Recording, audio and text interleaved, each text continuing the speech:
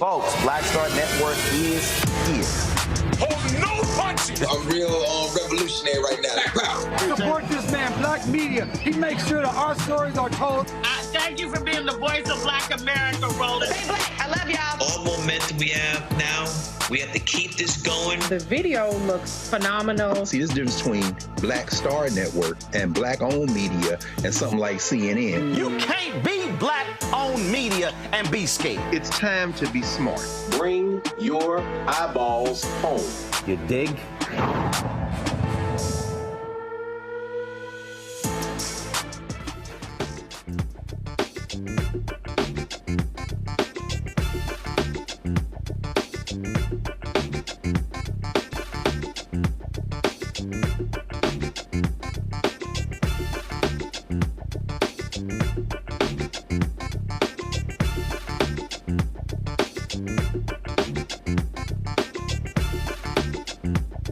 Mm-hmm.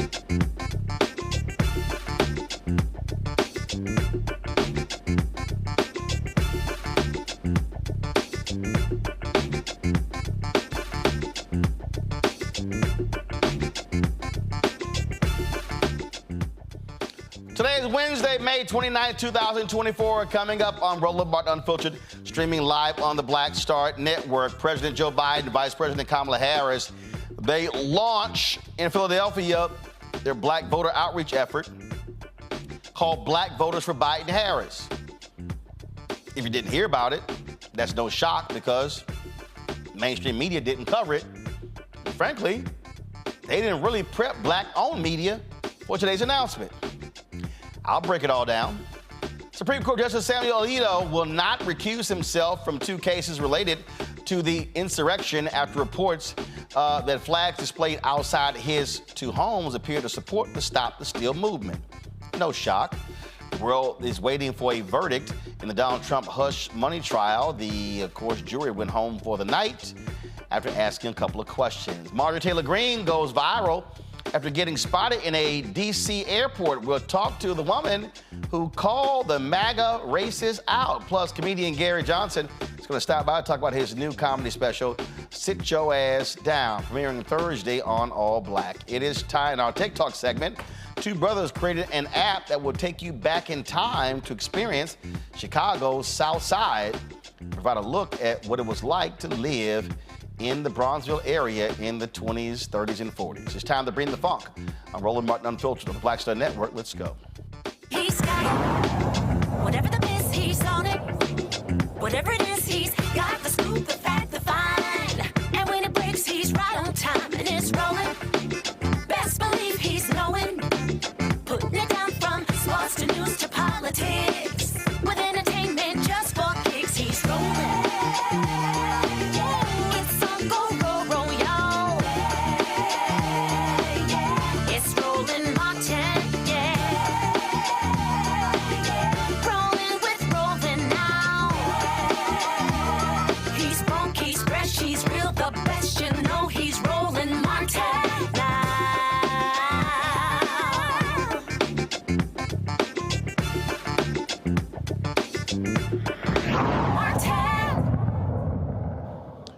President Joe Biden and Vice President Kamala Harris made a joint campaign appearance today in Philadelphia to launch their Blacks for Biden Harris. It is the outreach effort that will define this campaign over the next 5 months. The initiative comes with Biden's approval ratings among African Americans at dangerous low levels. And so we're going to be, of course, breaking this whole thing down, as we always do. Here is Vice President Kamala Harris today. Yes, you did. And in 2024, with your voice and your power, we will win again.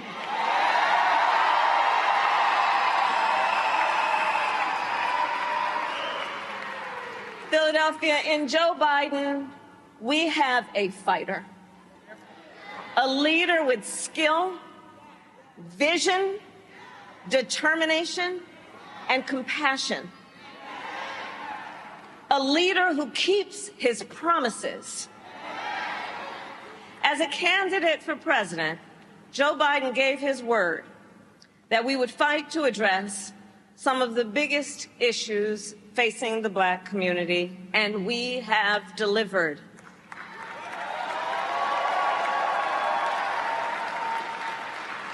In 2020, Joe Biden and I vowed that we would lower the cost of health care like insulin. For far too many years, too many of our seniors with diabetes had to make the awful decision about either filling their prescription or paying their rent. And Black Americans are 60% more likely to be diagnosed with diabetes. So we capped the cost of insulin for our seniors at $35 a month.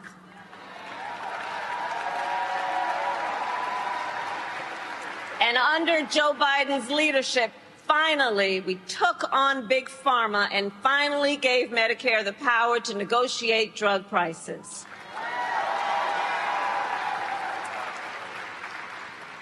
We also took on the issue of debt, which makes so many people feel like they can never get ahead.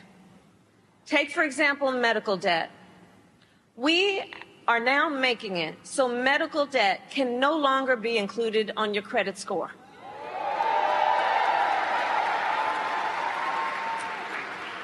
So that medical debt cannot impact a person's ability to get a car loan, an apartment lease, or a home loan.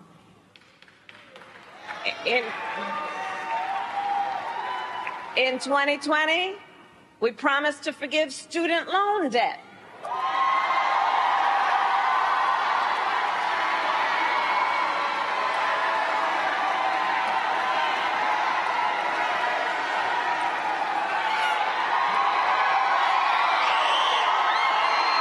You want to see people testifying? Can I get a witness? And I'll tell you, I have a unique position as vice president to spend a lot of time with our president. And on this subject, I remember sitting in the Oval Office with our president, Joe Biden, shortly after the United States Supreme Court struck down our initial plan to forgive billions of dollars in student loan debt. A different leader, a different kind of leader, would have thrown in the towel. Not Joe Biden. Not Joe Biden. And I'm going to tell you what he said that day. I'm going to tell you what he said that day. This is not over. On the line. Black Americans, I'm going to quote, excuse the language, what the hell do you have to lose from a Trump presidency? And sadly, we all know too well, when he was president, Donald Trump tried over and over to get rid of the Affordable Care Act and to take health care then from millions of Black Americans.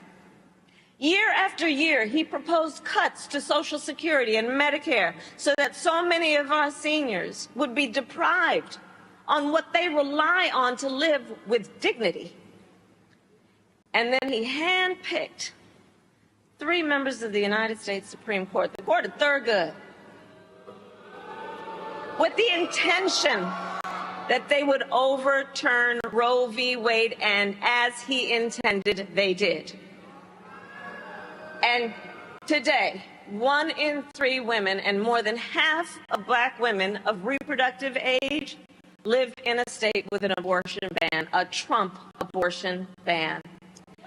And if he wins a second term, I promise you he's going to go even further.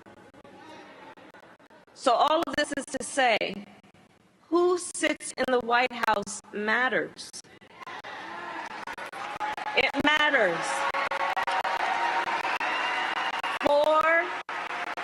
It matters for the people of the world. As Vice President, I've now met with over 150 world leaders, presidents, prime ministers, chancellors, and kings. And I cannot tell you how many times one of those leaders has pulled me aside and talked about how much the world relies on us and on Joe Biden's leadership. His defense of democracy, his commitment to the ideals of freedom and liberty and equality, and his willingness to fight for these ideals. And as the people of Pennsylvania know, our president does not only know how to fight, he knows how to win. In 2020, we promised to take on the issue of the epidemic of gun violence, knowing that today in America, gun violence is the #1 cause of the death of the children of America. Not car accidents, not cancer, gun violence. We took on the issue knowing black Americans are 10 times as likely to be the victim of gun homicide. And I'll tell you, I have personally held too many hands of mothers and fathers as I attempted to comfort them after their child was killed by gun violence. So to address this crisis, under the president's leadership, we passed the first major gun safety law in nearly 30 years. A bipartisan law to strengthen background checks. And again, I sat in the Oval Office with the president, where he sat down with Democrats and Republicans and appealed to their better selves. And that's why, for the first time in 30 years, it happened as a bipartisan deal. We created the first White House Office of Gun Violence Prevention, which I lead, and has now invested $1 billion to hire mental health counselors in public schools to help heal the mental trauma of gun violence. And Philadelphia, in all of our work, the president has been guided by a fundamental belief. We work for you, the American people, not the special interests, not the billionaires or the big corporations, but the people. President Joe Biden also took it to Donald Trump, and this is what he had to say here. It's the same guy who wanted to tear gas you as you peacefully protested George Floyd's murder. The same guy who still calls the Central Park Five guilty, even though they were exonerated. He's that landlord who denies housing applications because of the color of your skin. He's that guy who won't say Black Lives Matter and invokes neo-Nazi Third Reich terms. We all remember Trump is the same guy who unleashed birthism, the birthism lie against Barack. And then Trump tells you he's the greatest president. I love this one. He says he's the greatest president for black people in the history of America, including more than Abraham Lincoln.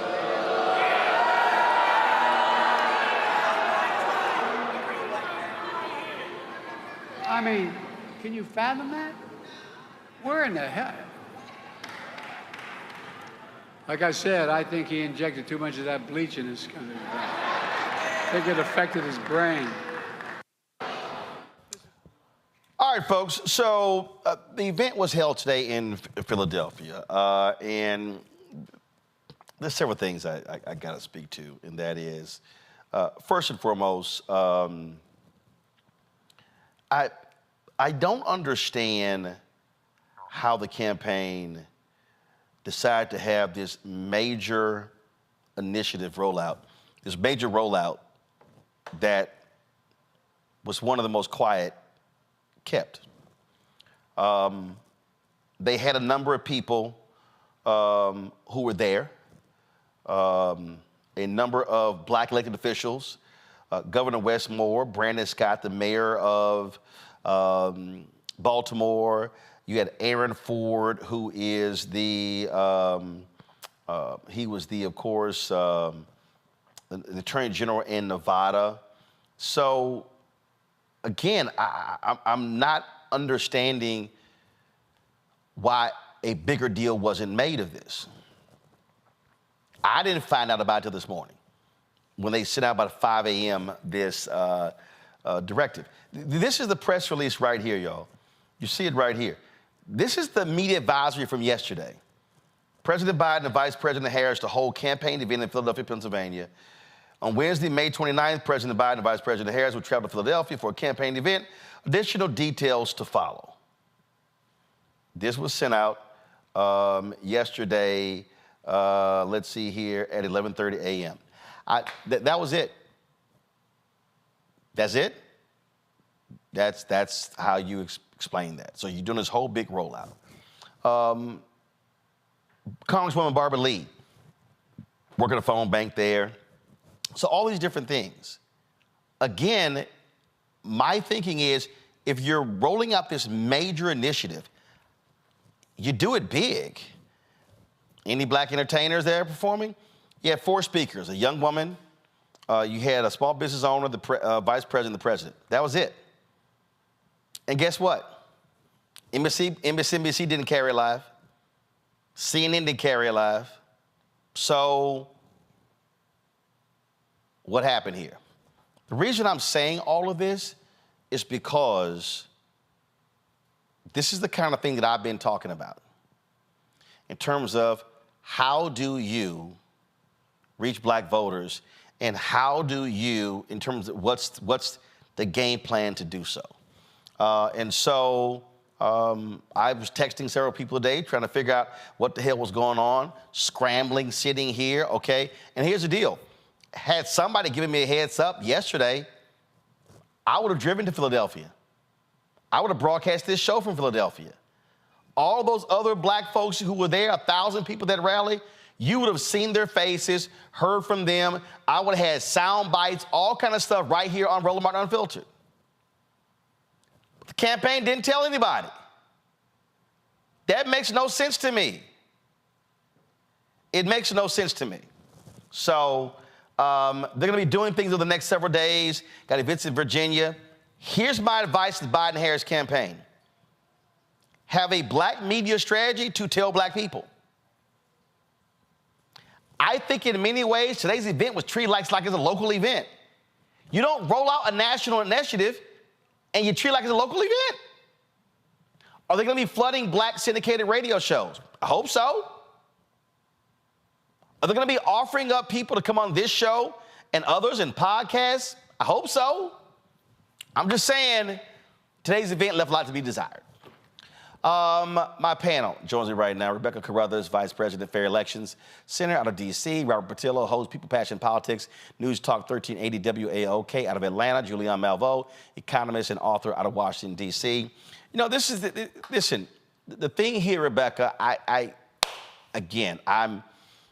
it was very frustrating for me today to wake up and I see this notice, and it was in the Washington Post, and it was like, what the hell is this? Where did this come from? And I had black media people hit me, had no idea what's going on, who knew. And then, so they had pool coverage. Well, I had to explain to the campaign, you got to pay to be a part of the pool. So if you don't, on the pool coverage, you don't get the video. And so it's like, I just don't get it. I just don't get what, if you're going to roll out a national initiative, roll it out. There's a way to do it. For me, today, okay, and look, Brian Tyler, he went on MSNBC, he went on CNN, okay, but that's not how you do a rollout. That's just me. Roland, I'm actually in Philadelphia right now. I've been here all day.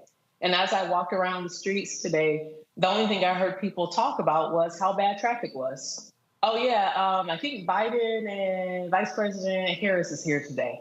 But no one knew what they were going to talk about. No one knew what this aspect of the campaign is about. And this includes Black folks that I talked to. I was actually in town today to talk to a bunch of Philadelphia district high school students about voting and the need to register to vote and the need to be a part of community and to get engaged and get informed. So even here in the city in which they were campaigning, there wasn't a lot of information for people who were here in the city who I guess were the targets. Right. So if you're gonna roll out this major initiative, my deal is you hype that up.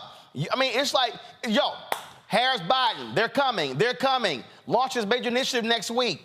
Here are the folks who are gonna be here. And then what you do is you fan people out. I mean, again, it's like if this was, I guess this is supposed to be a national rollout.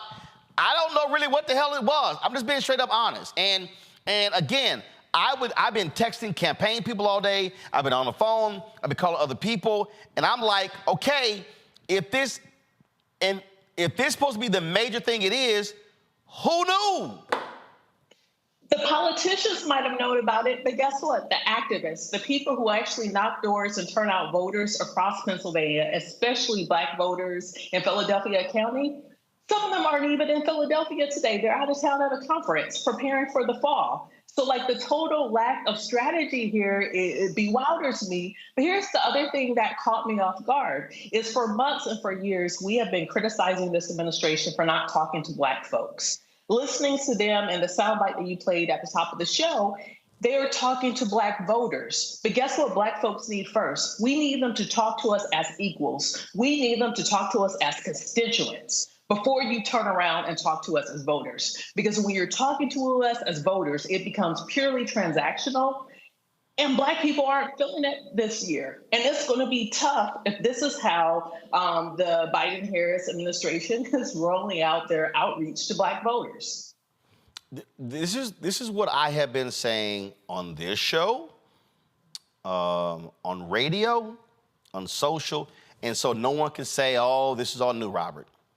I have been saying that the period from January to August is what I call information enlightenment stage, where you are having these town hall discussions, you're speaking to people, you're sitting here laying these things out, you're talking about policies, how they have helped people directly.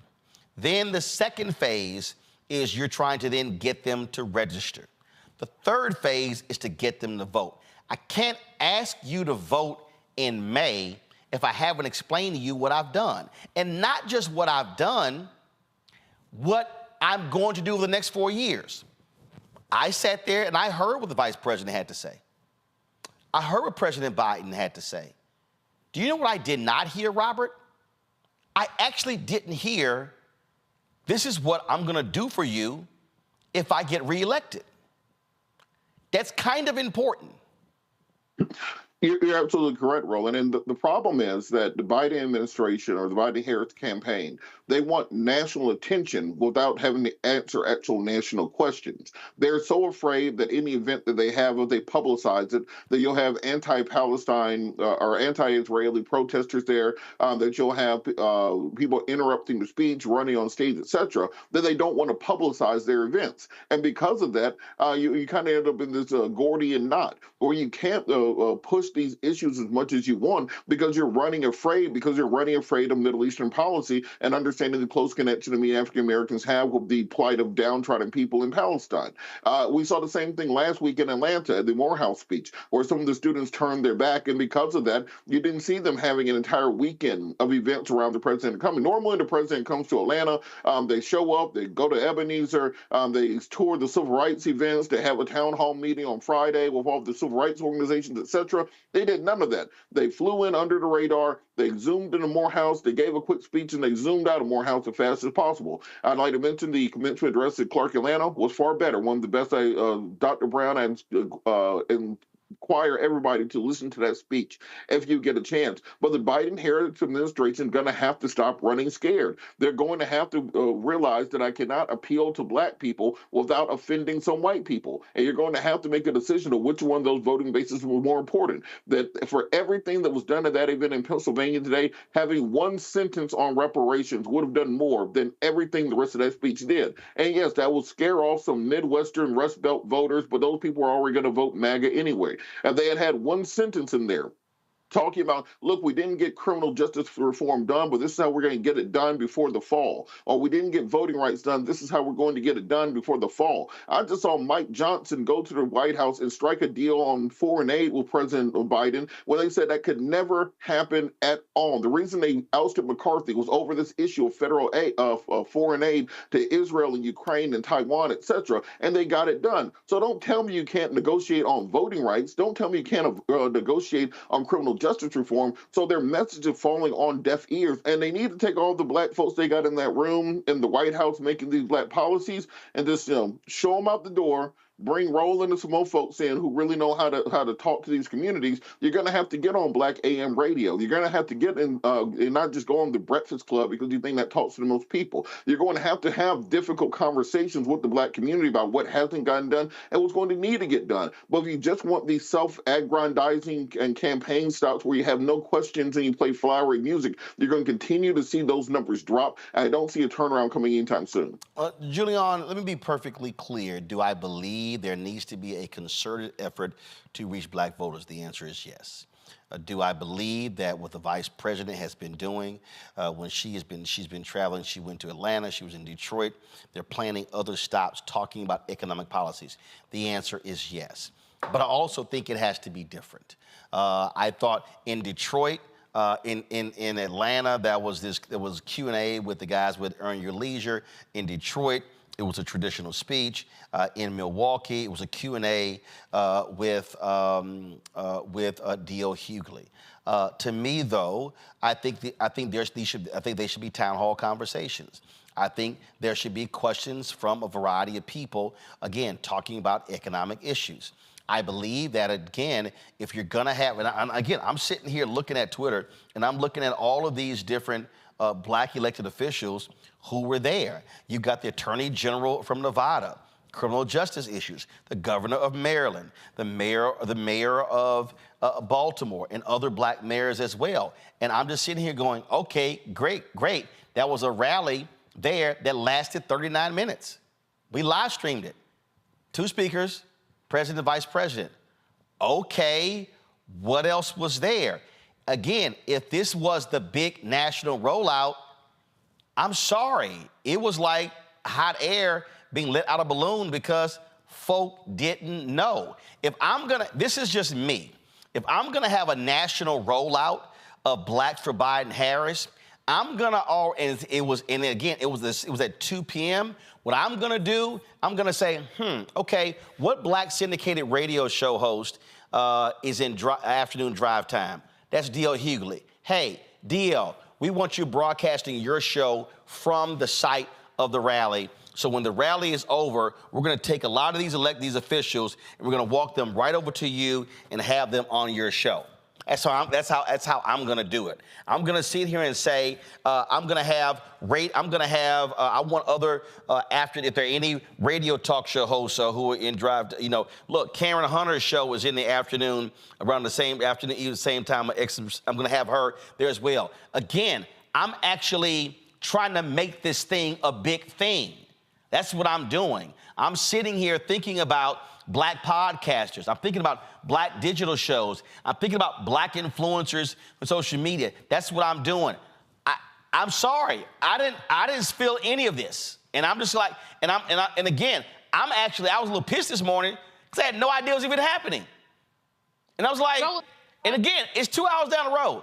I mean, I made clear, if they had said anything, I would be doing this show right now from Philadelphia, and even if it wasn't at that location, I would be at some black location, and I would have black folks from Philadelphia, activists and others on the air. Roland. You would see, hold on, you would see interviews. You would see interviews Right now, one of the clumsiest rollouts. You will see. Hold on. You will see interviews. You will see interviews of Wes Moore, of Brandon Scott, the other black mayors, of Aaron Ford. You will see all of that. That, to me, you've got to plan that stuff out to get maximum effect.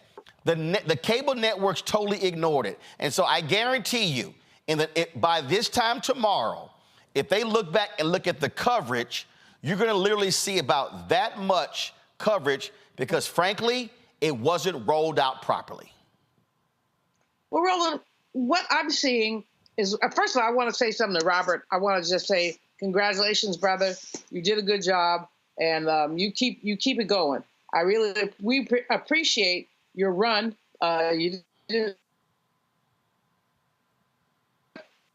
So I just want to say that to you while we're sitting here together. You my brother from Rainbow, and I appreciate you so much.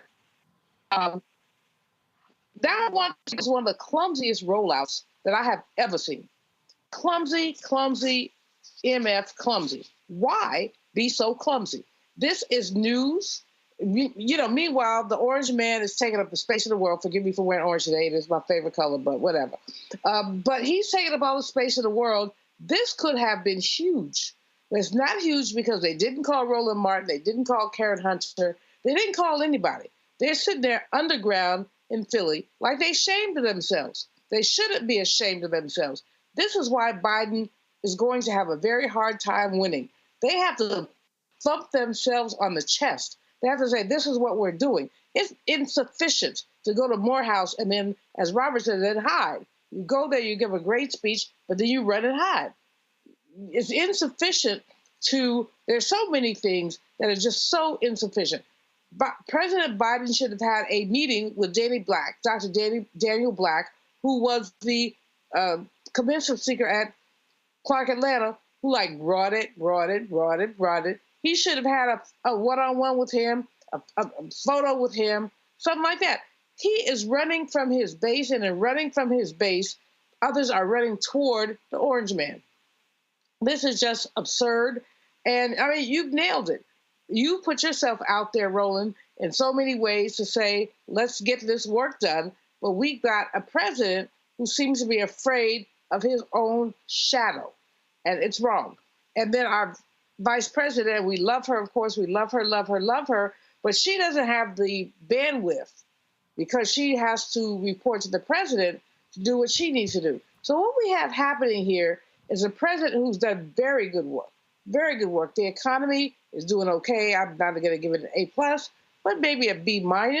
But considering the economy is doing okay, other things are doing okay, but guess what? The president is not holding his own. And he cannot be afraid of black people. He simply can't. And he can't be afraid of the Middle Eastern issue.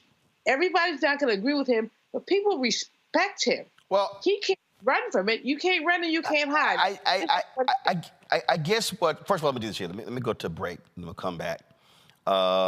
Because I'm going to give everybody examples of what I'm talking about here in terms of how I believe rollout has to happen, how you message, and how you're trying to appeal to black voters. I'm going to deal with that when we come back. Roland Martin Unfiltered on the Black Star Network. Now streaming on the Black Star Network. If we look at all of the best mans, the movies, and then, of course, series on Peacock, why do you think it resonated so well? Well, I think it's a reflection of us. I think it's a reflection of authentic black people, the way they see themselves.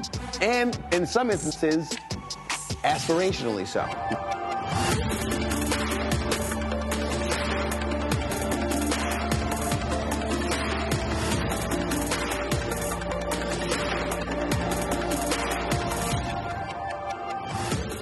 Fanbase is pioneering a new era of social media for the creator economy.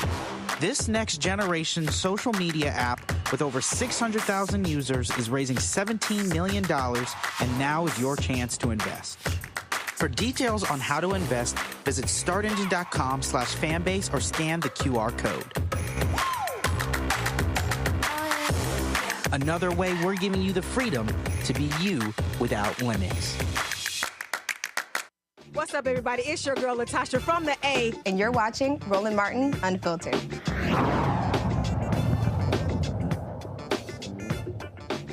All right, folks, welcome back to Roland Martin Unfiltered. So as I was looking through some of the social media posts of some of the different black elected officials who were there today in Philadelphia, so Aaron Ford, who was the Nevada Attorney General, he actually posted this here. And I thought it was pretty interesting. And so this is a graphic here. The Biden-Harris record for black Americans.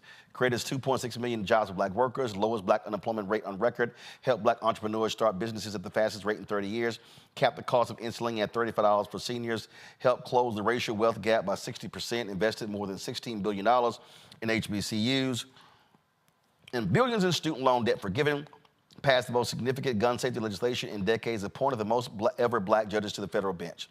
Says Pennsylvania for Biden-Harris. Okay, I don't know who created that graphic. I think it's a great graphic. Here's what I don't understand. From a campaign standpoint, why wasn't that stuff kicked out everywhere? Everywhere. Everywhere. Not a white page, not a white paper, not a long speech, that graphic. Remember what we did the other day when we talked about federal judges? Okay, actually, I'm gonna show you, no, don't go to it yet. Don't go to it yet. Because I'm gonna show y'all something. What happened was there was a tweet that went out. There was a tweet that went out on the day, and it was from Chuck Schumer. And in that particular tweet, he talked about confirming that 200 federal judge. I was like, okay, it's a tweet, need a graphic. Graphic gotta be posted on various platforms. TikTok, Snapchat, these platforms. Here's what happened. So the next day, this was the graphic right here that was on Chuck Schumer's Twitter page. Go to it. Senate Democrats have confirmed 200 judges to lifetime appointments under President Biden. That's great. That's wonderful. Guess what? Want to see a black-specific graphic? Right here. 200. That's how many federal judges the Dem-run U.S. Senate has confirmed. 58 Biden-Harris judges are black. The most appointed by any president in one term in history. Hashtag Black Judges Matter. Now, to me, if you're rolling out this type of different deal, what you do is you have to supply your black supporters with materials that can actually support your initiative. To me, that's what you do. That's how you do it. Medical debt, one of the issues the vice president talked about. All I'm saying is this rollout should have been far more robust. It should have been robust. In fact, if you're going to send campaign people this morning on MSNBC, CNN, you should have folks on every black syndicated radio show. Steve Harvey, Breakfast Club, Ricky Smiley, Erica Campbell, on and on and on. Should have been on all of them.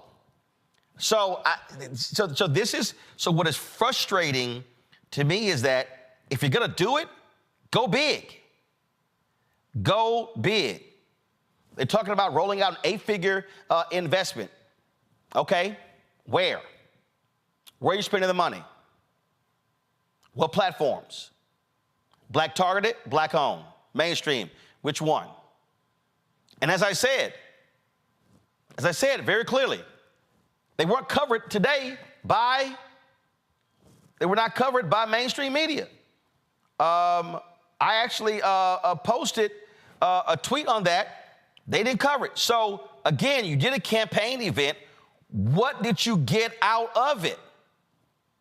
If mainstream media skipped it, got it, what did you get out of the event? That's all I'm saying here. Because you have to combat the misinformation and you have to make it plain to people. God rest his soul. But Joe Madison would always say, put it where the ghost can get it. And that means you've got to actually do that. I called the folks at NNPA. They weren't aware of this event today. I talked to them directly. Several black radio people called me. They had no idea about the events today. There was media in Pennsylvania, black media in Pennsylvania, who wasn't aware about the events today. I'm just simply saying. And so I say, fine, you had the rollout. There has to be a very clear strategy, Rebecca, when it comes to between now and again. What are you doing? This is the end of May. So what is your plan in June? What is your plan in July? What is your plan leading up to the convention in August? And then what's the plan in September and October? It has to be different. And so who's at your disposal? How are you using people? How are you sending out various surrogates? Again, if I am Biden-Harris, if I am them, you know what I'm doing? I'm sitting here going, okay, you know what? I want to see town or city-specific town hall conversations discussing policies. Mayor Brandon Scott, I need, in the major battleground, I need them happening in these cities, in these states. Because if I'm doing it in Baltimore, I'm not just helping Biden-Harris, I'm also helping Angela Alsobrooks. If I'm doing this in other states, I'm helping different candidates. So, again, that's just me. That's just how I see it. Hey, maybe I'm wrong, just my thoughts. You know, Roland, my other concern is that there was some news that came out yesterday that also surprised a lot of people. It came out that Biden and Harris will accept the nomination virtually instead of at the DNC in Chicago. And it was unclear, hey, are you doing this because of the protests? But then later on, we saw reports saying, hey, they have to do this in order to officially be on the ballot in Ohio. So the issue is those of us who are very engaged in the 2024 elections, we're not even getting the information that we should be getting, much less the general public. And so even to the point that I was making earlier is that whatever rollout that you choose to do, you better talk to Black folks as Black people. You better talk to Black folks as equals. You can't just talk to them transactionally as voters, but you need to talk to them as constituents that you are accountable to. The language that I heard today was, well, Black voters, we need you to turn out again and save democracy. We need you to turn out again and make sure that Trump doesn't bring in Project 2025. I hear that. I understand that. I understand that argument, but it's also tone deaf. Hey, Black folks. Hey, constituents. Hold me accountable with what I said I was going to do. I'm going to talk about the things I have done. I'm going to acknowledge the things I have not done. And then I will tell you the plan for how I would do this if I get reelected in November. That's the type of conversation that you have when you respect people and you view people as equals. But to show up and do things transactionally, it doesn't feel good. It doesn't feel good because it's not good. And even to your point, thinking through a local media, hey, Patty Jackson is well known, a Black radio host, very well known in Philadelphia. I didn't hear her talking about this. I didn't see her as one of the people who introduced Vice President Harris. There's so many small things that you do when you show up in a campaign, in a community. And if you don't do those small things, you're not being authentic to the very voters that you're trying to reach out to. And so there's a lack of authenticity here that if the Biden-Harris campaign, if they don't get it under control in the next couple of weeks, I am afraid they are not going to win re-election in the fall. And that's just full out point blank. I know that there's a small handful of folks that President Biden listens to. They're going to cause you to lose your re-election campaign if you keep listening to them because they're not being very helpful. They're not giving you good wisdom and good advice. That's going to ultimately make you victorious in November. Robert, that was a great scene in the movie The West Wing. The script star of the television show The West Wing. And there was a Latino leader who happened to be sitting courtside with a prominent Democrat, courtside of the basketball game. And the staff was like, what the hell? What is this guy doing? And this Democratic candidate was thinking about running against President Bartlett, played by Martin Sheen.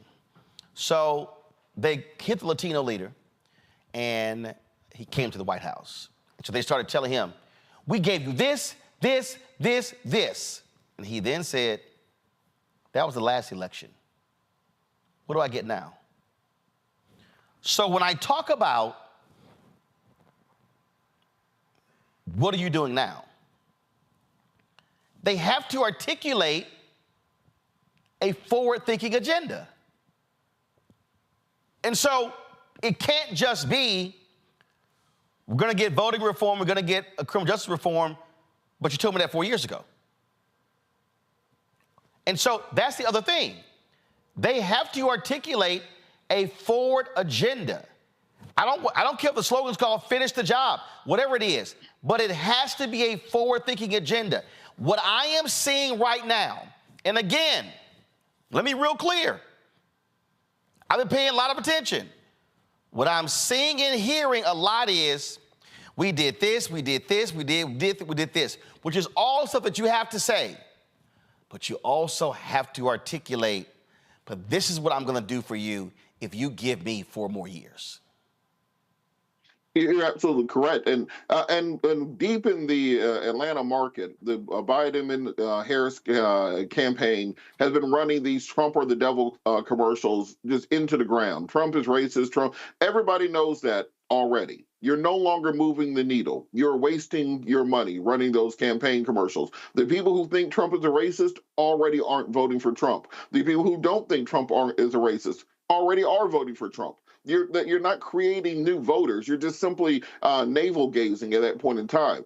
You need to be focusing on, one, the things that you have done and the things you will do. One thing that I have not heard this administration highlight at all is the fact that the first black female Supreme Court justice was appointed by them, the first black female vice president, the first black female UN secretary, first black female on the Federal Reserve, first black female press secretary, African-American male being head of the Joint Chiefs of Staff, being defense secretary, 58 federal court judges. I will create a commercial of just Joe Biden shaking the hands of all the prominent African-Americans that he has appointed, and then having him standing there saying that I've done this thus far, and this is what the agenda will be going forward. All the way down the HUD secretary, down the line. If you put Pete Buttigieg on television, you can take all of those appointees that Joe Biden has had and push them out nationwide to every, not just syndicated, every local black talk radio station and podcast around the country. If you notice with former President Trump, he will go on any podcast, he will go on any radio show, he will show up at any event, he will answer any question, he will talk to the voters because he's not afraid of his voters. President Biden has to stop running afraid because he seems to be more intimidated by Benjamin Netanyahu than he is by the entirety of the black community. As long as he runs on a campaign of being afraid and not wanting to answer the tough questions, well, you're not going to see any movement happening. And everything they said in that speech in Philadelphia, I can see the eye rolls and the groans taking place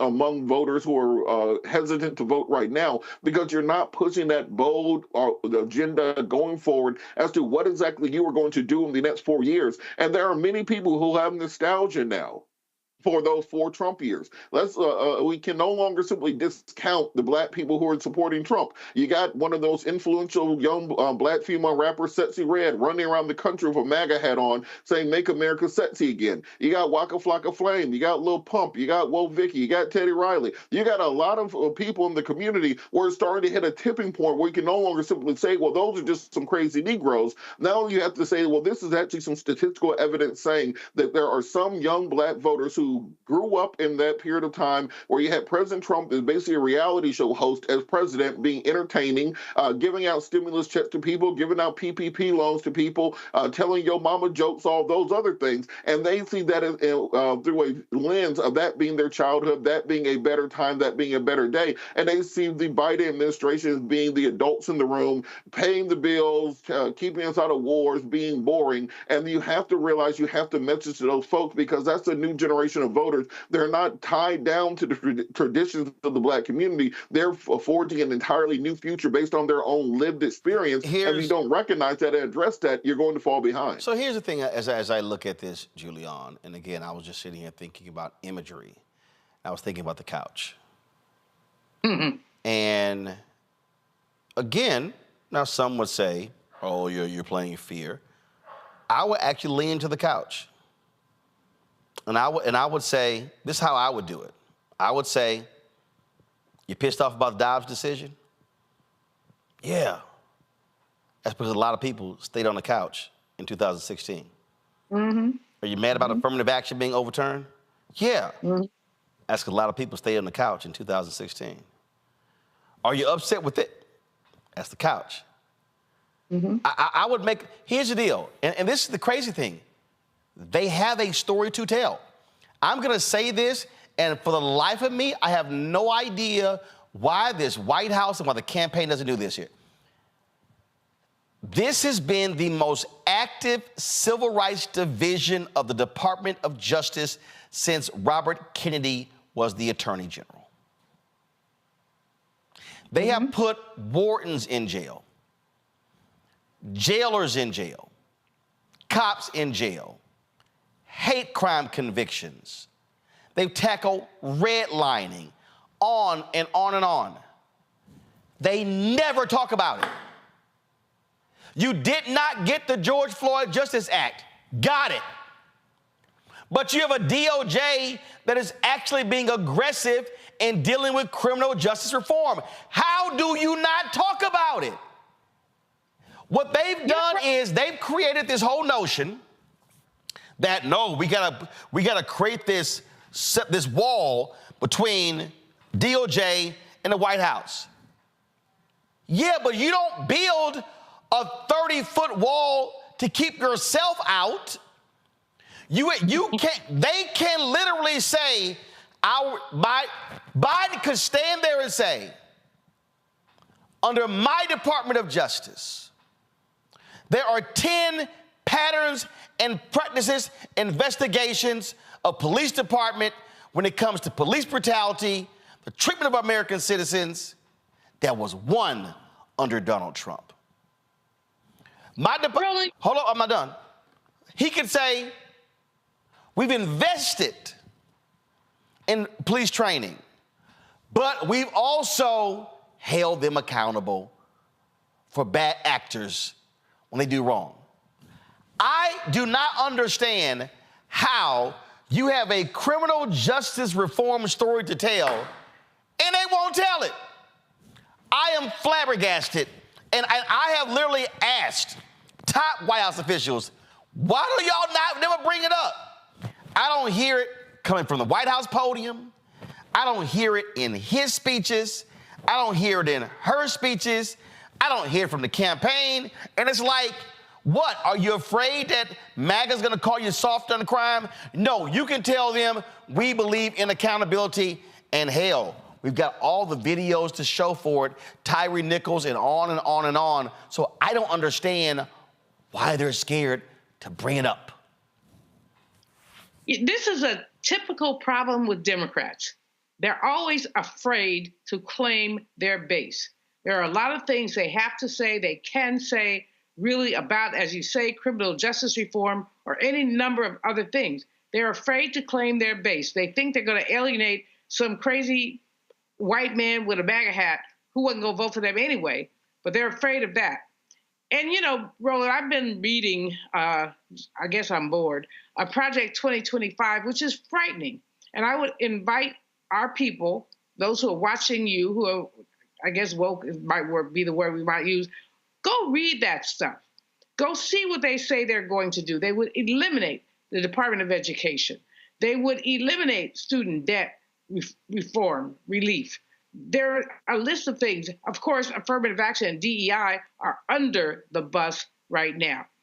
Why does the Biden administration, they don't have to do it themselves. Let their surrogates do it. Let you do it. Let others who are passionate about basically our country, let them do it. Why are they being so silent and so scared, not scared, but scared of what the Orange Man and his team might say? It really is absurd that they're not claiming their legacy. The slide you showed earlier with the judges is really an important slide, because these are people who are going to be in the judiciary for 20, 30 years. And they're going to push back on Trump appointees. But why are they not dealing with this? I don't have an answer. I don't think anybody does. But what we know is that if they continue to play this, and James Carville called it, I think yesterday on CNN, if they continue to play this, they ain't gonna win. They just ain't gonna win. You cannot win running scared.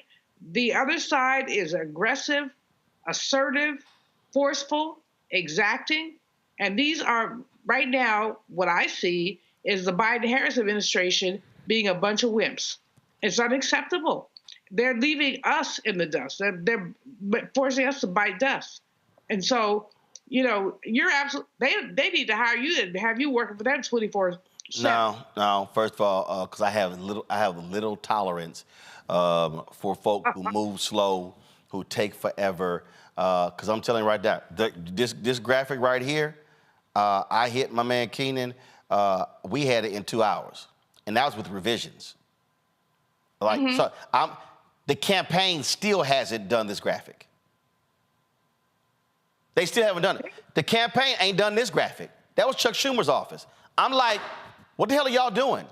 This is why you have rapid response. This is why you have a digital. In fact, are y'all aware? Now, the reason I saw Dio do this personally with the vice president.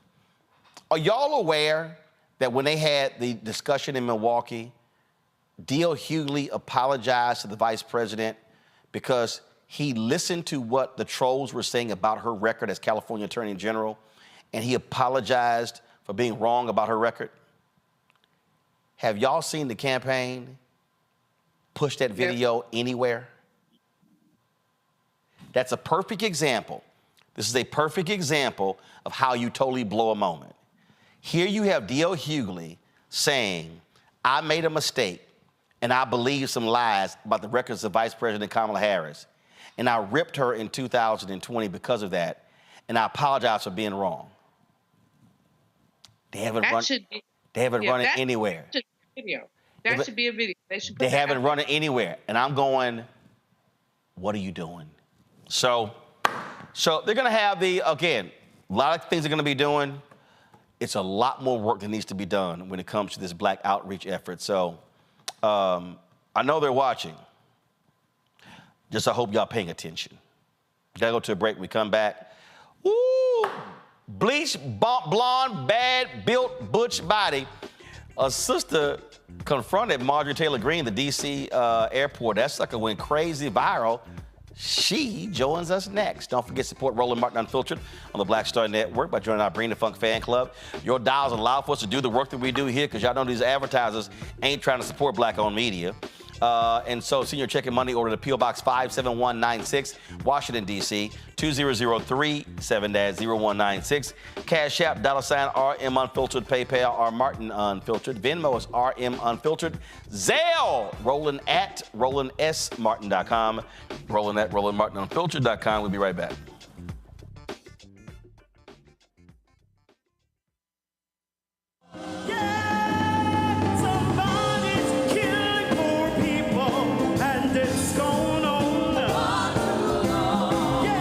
COVID happened, poor people were dying at a rate already of 800 people a day.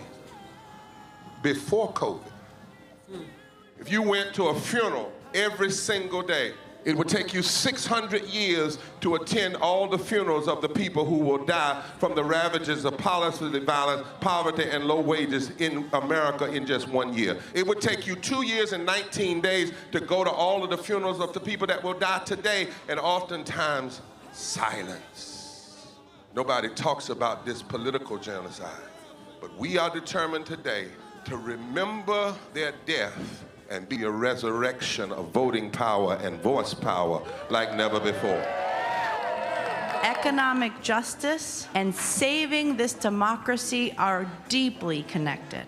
We, as a nation, must listen to the demands of the poor, who are pushing and will continue to push political candidates and elected leaders to lift from the bottom so that everybody can rise.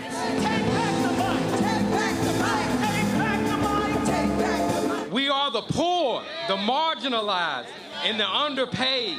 And we are taking one step forward to say that everybody has a right to live. Poverty is not the fault of those who are impoverished. It is caused by those who make the policy. There are over 135 million poor and low-wage, low-income people in this nation.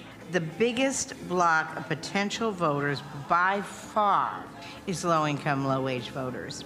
I can't afford medicine. Sometimes I have to skip because of the cost. The farm worker community is tired of the violence imposed upon us by greed, exclusion, and denial of basic human rights. Those folk that represented by that casket, poor and low-wage workers who are the most moral people in this country because they go to work every day believing, even though going to work is hazardous to their health. I'm tired of working 70 to 80 hours a week and still not have money for the necessity of bills. I'm tired of getting sick and not being able to go see the doctor, having to make a choice to pay between rent or the light bill or food or clothes. You cannot claim to care about families and a culture of life and then do everything in your power to rob people of equal access to resources and to force them to live in poverty. Leadership of both parties have waged war on poor people and low-wage workers.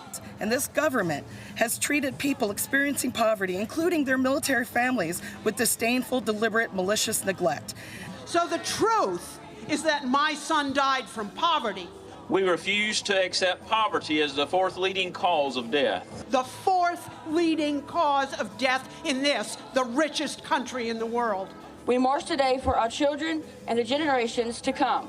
And we need to do it with the loudest voices possible, the biggest actions possible. We will voice our demands and register our vote.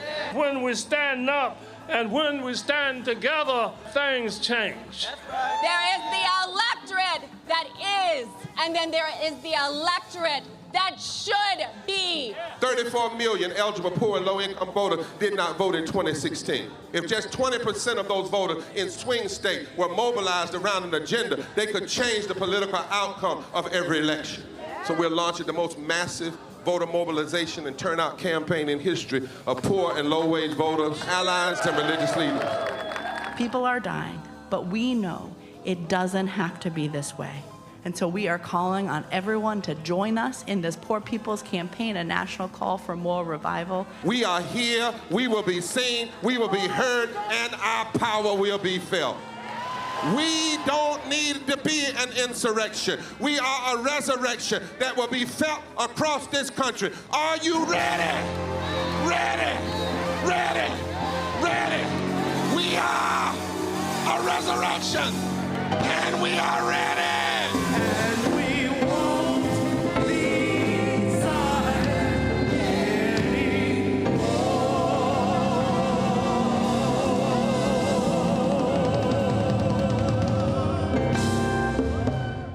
Me, Sherry Shepard, with Sammy Roman. I'm Dr. Robin B., pharmacist and fitness coach, and you're watching Roland Martin Unfiltered.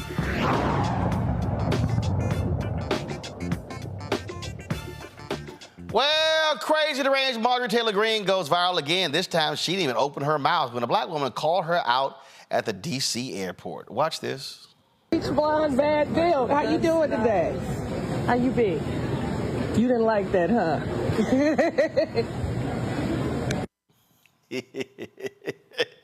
Roll that again. Beach blonde, bad build. How you doing today? How you be? You didn't like that, huh? Well, that woman is Kia Kroom. We recorded that video. She joins us now from D.C. Kia, glad to have you here. So you were in the airport. I take it she was traveling out and you were coming back from somewhere, correct? Correct. I was, I want to make sure y'all can see me. Correct. We got you. I was coming back from Los Angeles. I'd been at a conference and I remember seeing people taking pictures with her. And I'm like, is that? And I'm like, I don't know why on earth anybody would be doing that, but whatever. And I knew that I was going to say something to her. In fact, what wasn't captured was when I looked at her and I told her, I said, you're going to learn to leave Black women alone. And she responded like, yeah, okay. And, I had time that day. So I'm like, yeah, okay. And then I hit record, and that's where you saw that exchange. So y'all had an exchange before. Y'all had an exchange before you recorded this. We did. And so, go ahead. Yeah, we did. I mean, I was just simply telling her, listen, you're going to learn to leave Black women alone. And she responded to me the way that we saw her respond to AOC during that infamous clip, like, oh, yeah, okay. And it was just like, okay. So you post this, and then all of a sudden, it just takes off. It did. I actually had no idea that this would go viral. I had no idea that it would evoke the level of laughter. I mean, the level of joy. Like, I literally had people texting, DMing me, and telling me everything from, offering to buy me lunch to, just thanking them because, I mean, they just found it to be such comedic relief. I had no idea. That totally wasn't what I did it for. I just knew that I had time and I had a moment because, like a lot of Black women, I've just been disgusted by the anti-Blackness that I've been seeing play out in the media for, I mean, how much time you got, but like, it just seems like over the last 2 weeks, between the clip we saw, the exchange between MGT and Congresswoman Crockett and AOC, and then you see Kelly Rowland over in Cannes, it's just like the anti-Blackness, the misogynoir, it's just like, I've had it, right? So I had time that day. Well, it has certainly generated lots of attention. Do y'all have a control room? Y'all got the video that we put out on social media with this in the song? All right, go ahead and play it.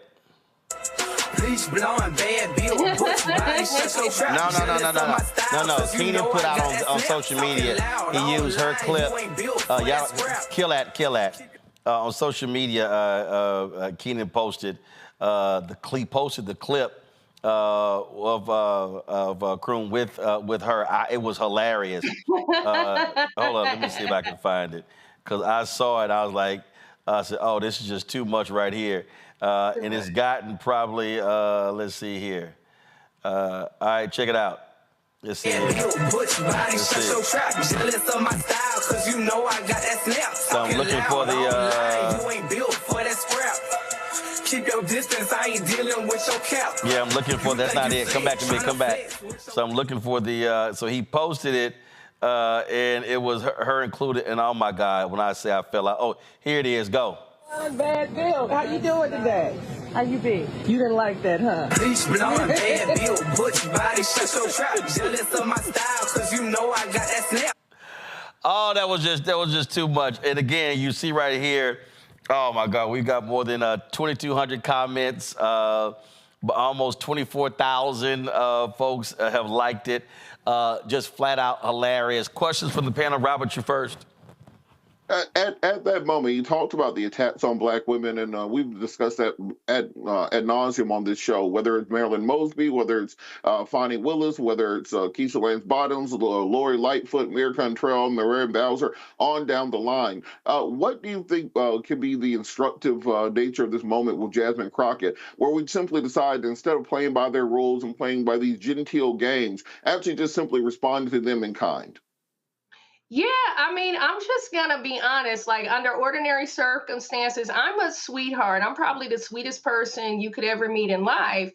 And yet I'm tired. And I mean, I don't know if because come on now. You calling yourself sweet. I am. You know. Come on now. If you wanted it here. Come on, kid. Really sweet people ain't that petty. Like, I know I'm petty. I had time that day, but here's the deal. I want to respond to the gentleman's question. Go ahead. I think that responding in kind for Black women, for brown women, if that means clapping back, then I say no more passes, like, period. Like, I honestly feel like if you're big, bad, and bold enough to hurl a racist trope or a microaggression, because let's be clear, that's what we saw happen on the congressional floor there. That was a microaggression, and it happens from the rooms of Congress down to boardrooms and offices, where across the USA, across the globe.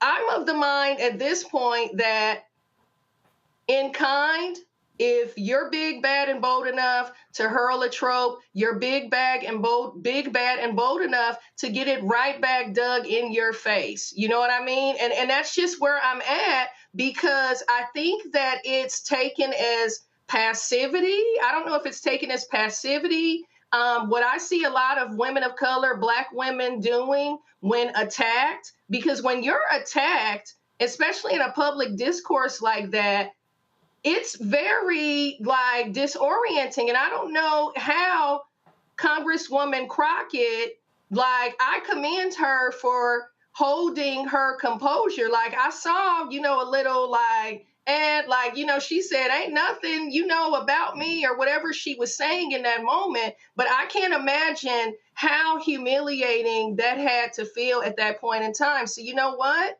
The instructive, as far as I'm concerned, is really no more passes. I'm a firm believer in calling that behavior out and pulling it up by the root, even if it's, so this is what we're doing in this moment, like Congresswoman Crockett did. I just want to be clear. So this is what we're doing. But no more passes.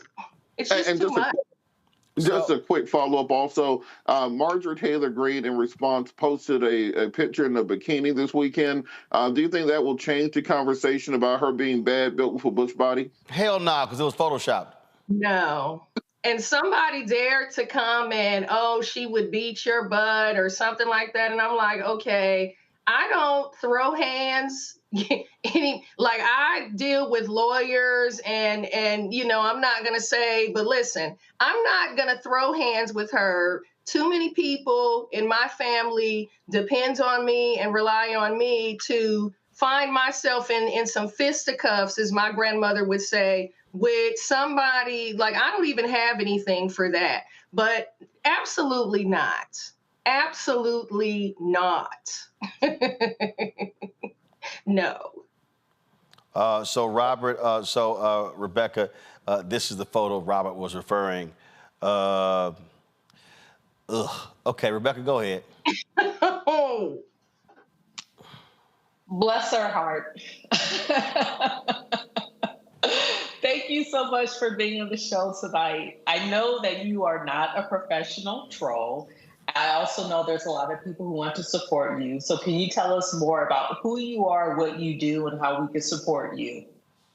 Yeah, so I own a global fundraising firm called Kia Kroom Fundraising and Philanthropy. My claim to fame, if you will, is having raised nearly $1 billion for social justice causes led by and serving Black and brown people.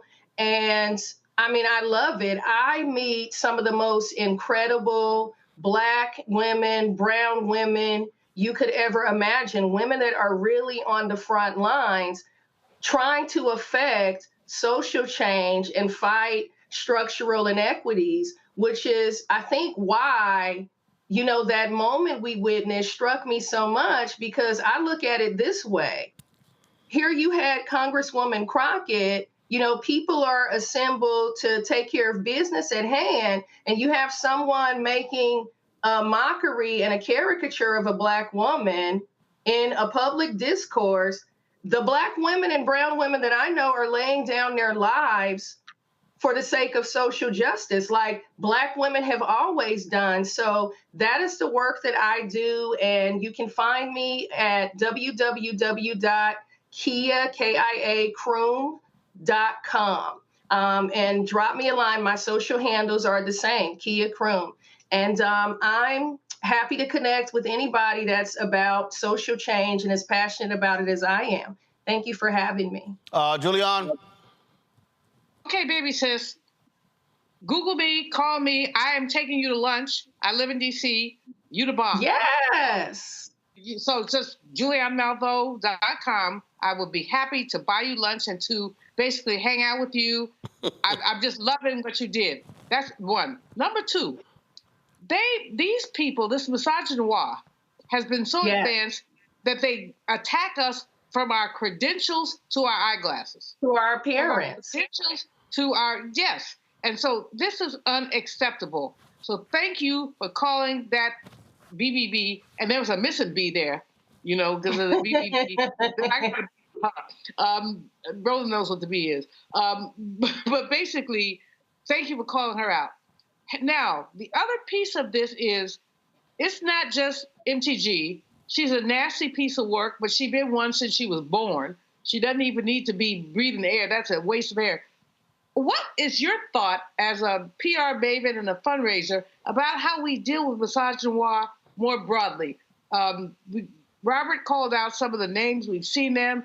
Angela also Brooks. She needed training wheels. Give me a break. We could go down the list. Black women are under attack. How do we fight back?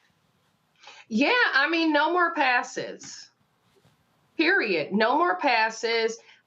You big, bad, and bold enough to say it. You're big, bad, and bold enough to get caught out, whether we're calling it out on the spot. And I understand that things impact people differently sometimes because these moments can be so jarring. We have to collect ourselves. But I'm a proponent of calling this out and uprooting it wherever it rears its ugly head.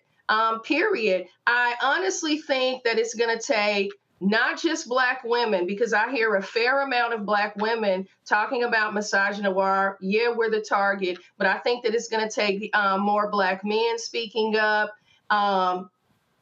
To be quite honest, and in offices and workplaces, this is where the allies are going to have to come in. It's no more passes, period. You call it out, and sometimes you got to show the bully where it's at, and like the gentleman said a moment ago, return it in kind. By my estimation, it's going high, right? Because you would not believe how many women of color I talk to in Zoom screens every week that are in tears because they've been humiliated and have old sores nearly because they couldn't find the words or weren't comfortable countering an attack and calling it by its name. So no more passes given. That's just where I'm at with it. Actually, I really wish, Roland, I could run into her in the airport. I would have a good old time. Yeah, because we're going to have a good time. We're going to have a good one. Because we know you petty too, Julianne. All right, Kia. Kia, I appreciate it. Thank you so very much. Thank you. Have a good one. Stay petty. You ain't sweet. I don't know why you fronting. You petty. Thanks a lot. All right, going to a break. We come back, folks. Major League Baseball is now integrating Negro League records into the record books after segregating them for so long. We'll talk about that next on Roland Martin Unfiltered on the Black Star Network.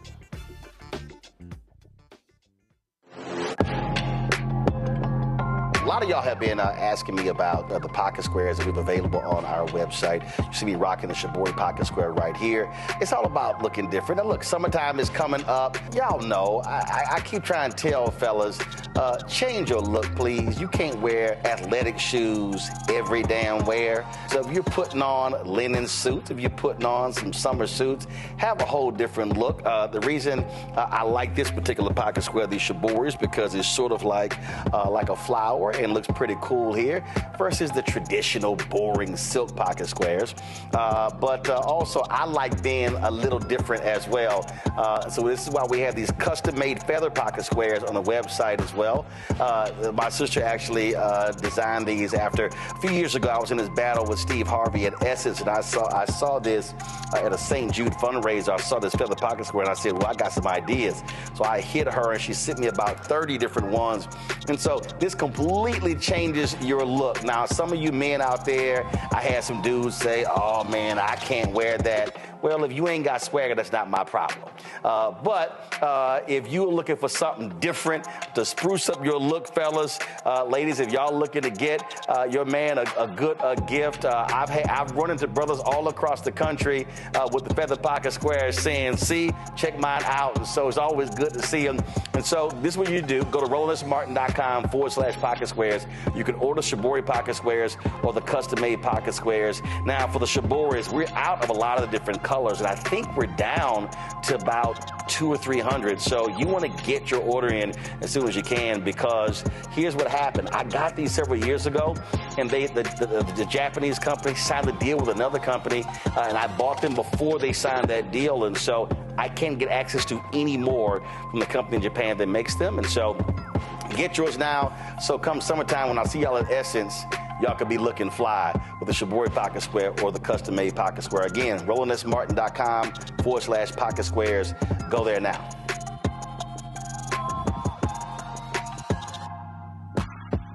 Next on the Black Table with me, Greg Carr. Brown versus the Board of Education.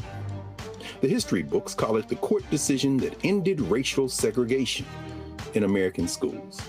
But a brand new book, Jim Crow's Pink Slip, uncovers a devastating unintended consequence of that 1954 Supreme Court decision. We may, if we were lucky, have been the very last generation of Black students to have experienced these generations of Black teachers who have never been replaced. Dr. Leslie Fenwick joins us to talk about her book and the actions following that landmark decision that dealt a virtual death blow to Black educators. That's next on the Black Table, right here on the Black Star Network. On the next A Balanced Life with Dr. Jackie, we're talking all things mental health and how helping others can help you. We all have moments where we have struggles, and on this week's show, our guests demonstrate how helping others can also help you. Why you should never stop giving and serving others on the next A Balanced Life here on Black Star Network. Hey, it's John Murray, the executive producer of the new Sherry Shepherd Talk Show. You're watching Roland Martin Unfiltered.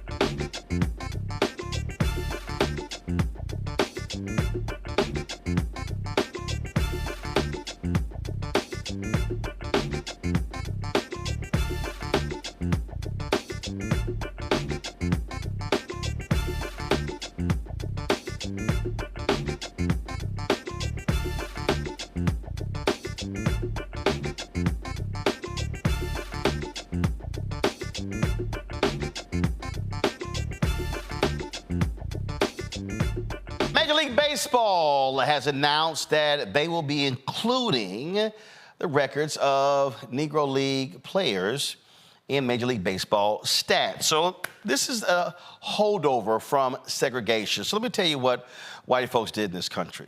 This is not just with not in Major League Baseball. So you had two systems in this country due to Jim Crow. You had white sports, you had black sports. And so Major League Baseball was in many ways the same way. Purposely denying black people to play in Major League Baseball until Jackie Robinson joined the Dodgers in 1947. So I'll give another example. So I'm from Houston. So the black schools, I'm a graduate of Jackie Hayes High School.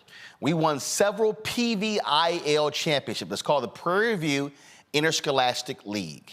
That's where the black schools played. Yet when there was a merger with the University Interscholastic League, UIL, the white folks said, oh, our records are more pristine. They are more clean than the PVIL. So the PVIL records in Texas were not included in the UIL. So when you see these UIL records today, understand all of those great black athletes in Texas, those records are not included in the stats today. The same applied to the Negro Leagues. Those stats were not included in Major League Baseball. It wasn't until 2020 when this began to change, when Major League Baseball recognized Negro League players between 1920 and 1948 as being in the major leagues. Now, the records are going to be changed. And so this is what the commissioner of Major League Baseball, Rob Manfred, said. We are proud that the official historical record now includes the players of the Negro Leagues. This initiative is focused on ensuring that future generations of fans have access to the statistics and milestones of all those who made the Negro Leagues possible. Their accomplishment on the field will be a gateway to broader learning about this triumph in American history and the path that led to Jackie Robinson's 1947 Dodger debut. This now means that legendary catcher Josh Gibson, his records, he will now be considered the major league record holder in a variety of categories, includes all-time leader in batting average, slugging percentage, and OPS, and holds the all-time single-season records in each of those categories. Again, the article says Gibson was one of more than 2,300 Negro League players, including 3 living players who played in the 1920-1948 era in Bill Greason, Ron Teasley, and Hall of Famer Willie Mays, included in a newly integrated database at MLB.com that combines the Negro League numbers with the existing data from the American League, National League, and other major leagues from history. And see, this is the thing here, Robert, that I think people have to remember. It was called the major leagues not because of talent. It was because it was white, because they had more money, better stadiums, better lighting, better uniforms, better food, better travel, because white folks had money. They had the resources. The actual major league talent was in the Negro Leagues. That was undeniable. And so it was racism that did not include these records because white folks do not want their records sullied. See, I've always said anytime you see, all these Heisman greats, I don't recognize no Heisman winner until Ernie Davis. Because even when Jim Brown was by far the best player in the country, racism kept him out. I think they gave it to Paul Hornett. Give me a break. And they had a losing record. So you've had black talent who they were out of the record books because of Jim Crow. This is a perfect example. Major League Baseball was right to do this. It was late, but finally it got done. Well, they're halfway there. And I remind people, my dad was born in 1932, so I grew up hearing stories about Negro League Baseball because that's all that he grew up knowing and those players. He still made the contention until the day he died that the greatest black player of all time was Babe Ruth, who was posing and passing as a white man because he was he straightened his hair for conk. And if you looked at him in person, he was about the same tint as Malcolm X, who my dad met in person on many occasions. I make this point to say that Major League Baseball is great to recognize the records. And now we need to find the families of those players and give them their prorated salaries adjusted for inflation. Those men fought in conditions that none of us could even comprehend. Stadiums that were falling apart, riding buses through Mississippi and Alabama, South Georgia, in the middle of Jim Crow and the Ku Klux Klan. Every single game was a civil rights movement for them. Every single game, they risked death simply to play a ball game to entertain the masses.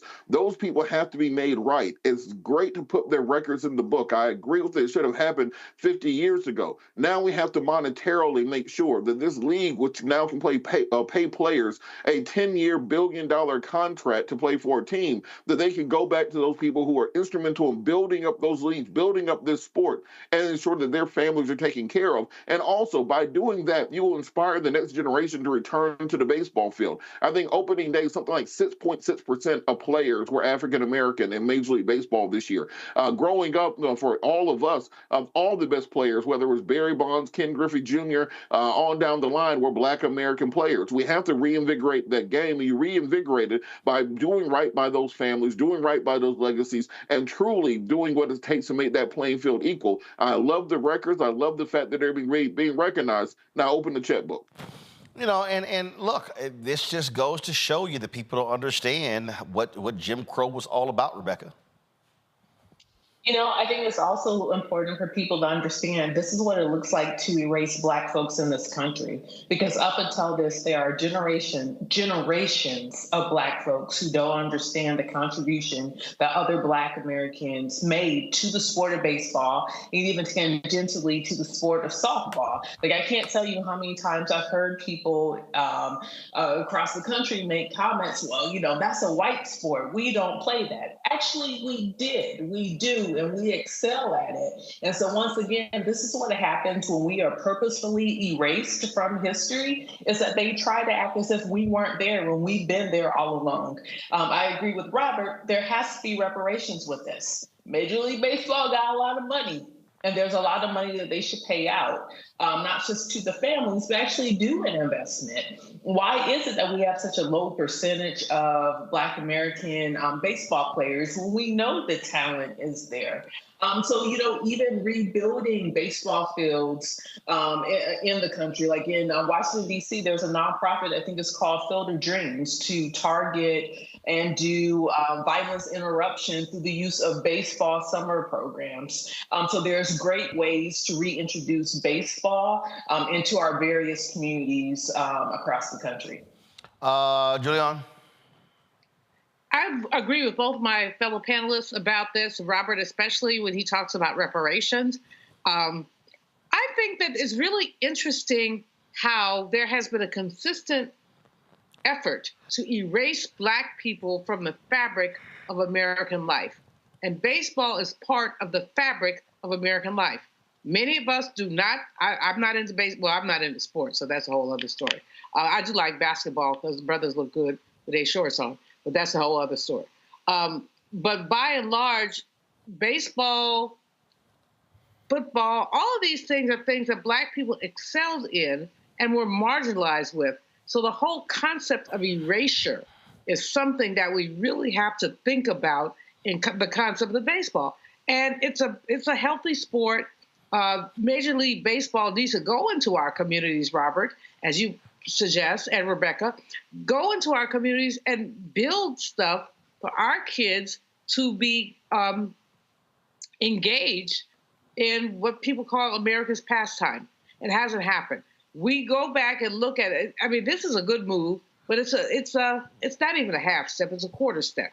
What needs to happen is that we need to make sure that our history in sports is captured, trumpeted, and basically reclaimed.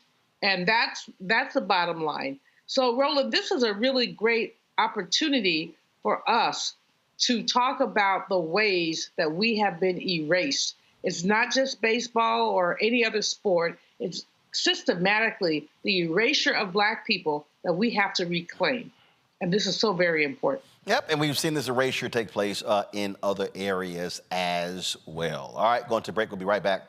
Roland Martin Unfiltered on the Black Star Network. Now streaming on the Black Star Network. If you look at all of the best mans, the movies, and then, of course, the series on Peacock, why do you think it resonated so well? Well, I think it's a reflection of us. You know, I think it's a reflection of authentic Black people, the way they see themselves. And in some instances, aspirationally so.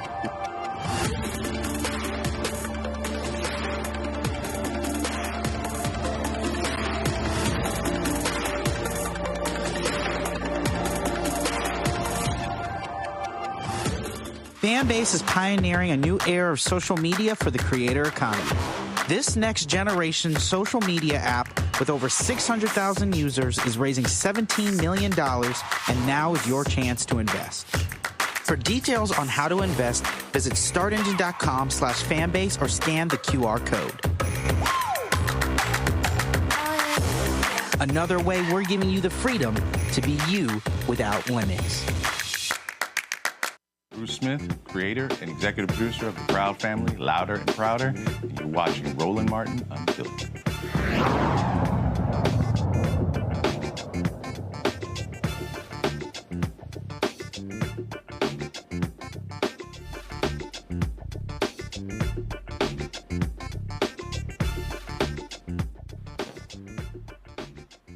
Scoop. All right, folks, Thursday night, the AMC network-operated channel All Black will be debuting a new comedy special from comedian Gary G. Thing Johnson. It's called Sit Your Ass Down. Here is a preview. Y'all ready? Ladies and gentlemen, my boy, very talented, Gary G. Thing Johnson! I'm gonna tell you, Black women, ain't number 3 good men don't ever walk this earth. That's me, Barack, and Jesus. That's it. I just let that money. I don't even take my clothes off until I get fully in the bed. I ain't got no light on type of body. I got a candlelit type of body. This little chick said, you want to go another round? I mean, right now, you want to go again? I can pencil you in for Thursday. We got to start all over again. Women, if you date a man, he in his 50s, and he ain't got no checking account, you should sit your ass down. All right, Gary G. Thing Johnson joins us right now. Gary, what's happening? What's up, Roland? You fixed my main man. You fixed that golf swing yet? I definitely didn't, and I really wanted to come on here for those kind of tips, but then this came. You know what I mean? Cause Lord, y'all, Gary posted a video, y'all, of his golf swing. I had to sit here and send him a text, cause I was like, "Say, dog, you gotta represent left-handers way better than that." Hey man, it wasn't just a text that you sent me; it was a thesis. You know, and it's almost like you was telling me to quit playing golf. No, throw your clubs in the water. I wasn't telling you to quit, but I was like, take your ass to the driving range, though. It was so disrespectful, and thank God me and you are friends. And you can really play. And that's what you were saying. I can really play. You're left-handed, and I'm asking you to quit. No, I mean, I was offering you some advice and counsel, on swing path, your grip, and all this sort of stuff, your weight transfer. I mean, I'm trying to help a brother out. You was, and you gave me only thing you didn't do is send me charts and diaphragms and actually the picture actually how to do it. You really broke it down. I was in the movie theaters. I had to leave out the movie theater to read all that whole text message. I said I got to get back with Roland later on this one because I'm very disappointed because I thought I was doing good. Yeah, it looked like you thought you were doing good. Cause y'all, he literally posted, check the swing, and I was kind of like, It almost felt like you stopped following me after that, too. I don't know if that's true or not. I got to check it. But it looked like after I swung like that, you didn't want nothing to do with me. I ain't stopped following you, but I was like, he going to have to go to the range. So let me go ahead and get him a little something. Let's talk about this special here. Where'd you shoot it? I shot it in L.A. at a theater called El Porto, produced by and directed by Bentley Kyle Evans. We did 2 sold-out shows. The line producer was Valerie Harper. They all came together. My man Brett, of course, you know Brett and Nikki. I pitched this to him about, I wanted to do it big like this and make it Hollywood. So, that's why I wanted to bring out all the stars and everything. I'm one of the first comedians to ever pull up in a car. You know what I mean? So I wanted to do it that big. I didn't just want to come around a curtain and tell some jokes. You know what I mean? I wanted to give it that, So the car that you pulled up in, was that rented or was that yours? It's definitely not mine. Don't try to get me robbed on your show. I'm just asking. I'm just inquiring. I mean, we see the car. I mean, you went down the enterprise budget, and I was just checking.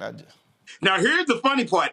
It's a story behind that car. That car is Jay Leno's. Jay Leno allowed me to rent that particular car. That's a Porsche Boxer. He let me rent that car for the special. We had to do all kind of things to get that Porsche inside that building. And the insurance policy alone to get that car in there for that particular thing is worth watching.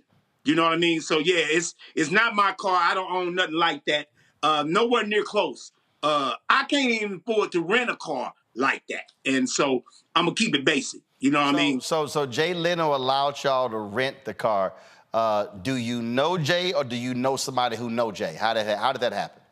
You see, you know what? Roland, see, this is the deal with you. You're such a journalist. You know what I mean? You goes in deep.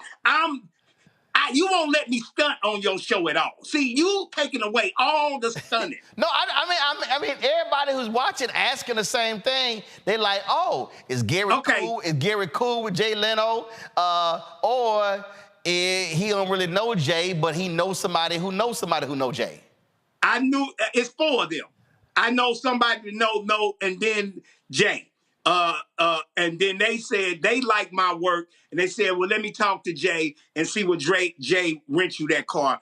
Gotcha. And he came back and he said yes. So they know Jay, but you don't know Jay. Does Jay know Gary? Jay don't know Gary or G-Thing. He don't know neither one. Okay. And I met Jay one time at the Comedy Store. And this way before I asked to rent his car. I met him at the Comedy Store, and he was cool, and he was a nice cat. But, I mean, it was, he's not my era, you know what I mean? And I don't just go up to comics, especially the ones that I don't know, and the ones that don't know me. I really don't go up to comics that don't know who the hell I am. So why? I mean, look, there are people that I don't assume everybody know who I am. So everybody know Roland Martin. Everybody. I mean, I walk into people, hi, I'm Roland Martin. I ain't scared to meet somebody. So I mean, I'm just saying. I mean, so Roland, it might be 5 black people that don't know you. 5. I can tell you that right now. I was telling people that I'm doing Roland Martin show. They said, "Are you doing Roland show? He let you on there?" I'm friends with Roland. Now that's who I do know. So yeah, people know who the hell Roland Martin is. And let me hey Roland, that's why I wanted to do your show. How many times I call you Roland? Roland, I called you 700 times. Let me explain something, y'all. Gary was calling me like a damn bill collector. I was like, Gary, I got you. I said, I know when the damn comedy special airs. You're gonna be on the show. Don't your ass call me again. I said, Carol is going to reach out to you. Yeah. I got this, Gary. Yeah. And that's how you sound. And I like, hey, Roland, do you want me to call you back? I was trying. Hey, Roland, I have never heard your tone. I was trying not to cuss. No, you was definitely not trying to cuss. I guess you was still, showing respect to our friendship. But I can tell that I was getting on your damn nerves. I am not gonna lie. I felt the spirit because I'm spiritual, and I said I'm not gonna call Roland again, but I am gonna DM him and see what he says. And then sure, I DM you that last time Carl called me. See, and here's what black people need to understand: there are certain code words that black people use that lets you know. Now look. I'm running out of patience with your ass. Yeah. And the word look is one of those words. When somebody you use 2 of them. When somebody black go, look. Right there. Yeah, that lets you know. You need to retreat. Because see, right there, that's just one of them. That's one of them words. You know, it's just a certain tone. Like, look. Hey, you know what? How many words did I counted that you used 3 on me? I almost got the 4th one. And that's when I knew to pull back because then it got to be a point like, you know, I'm taking advantage of my friendship with Roland. And now it's like I'm forcing Roland to do something. And I like, because I saw you at the award show. I saw you at the award show and you went by me like I wasn't even there. You're like, hey, bro, I'm busy. I'm like, hey, bro, we both here at the award show. Your seats is better than mine. But don't act like that, Roland. Don't be like that. Don't be like that. You know? See, look is one of them words. The other phrase is, say, man. That's another one. Hey, bro. Hey, another one's, hey, bro. Hey, bro. Hey, bro. Right. Hey. When you understand. And another one is, I'm going to hit you back. No, because I'm going to hit you back doesn't have, it doesn't have the same, just like oppressive, like, this it. Like, if you text one more time, it's a problem. It's a problem. One more time. Like the problem, your Wi-Fi freezing right now. What, you on an iPad or something? No.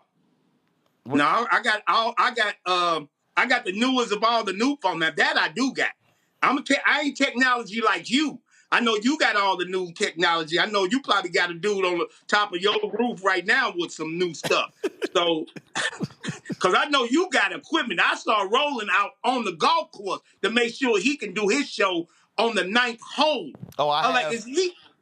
I have done broadcasts from. In fact, I was on MSNBC twice. And they called me. One was a Congressman Jim Clyburn golf tournament.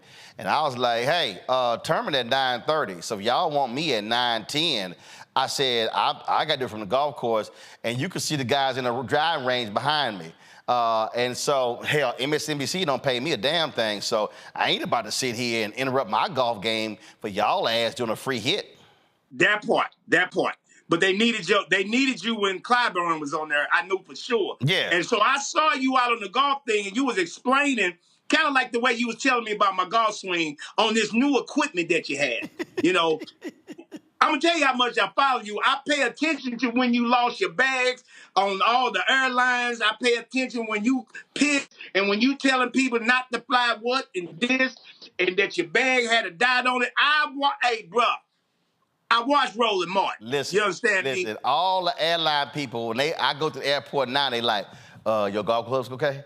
Did you bring your golf clubs? Because they know if it's one thing, if you want to get me tweeting about your ass and posting on Instagram, let something happen to my golf clubs.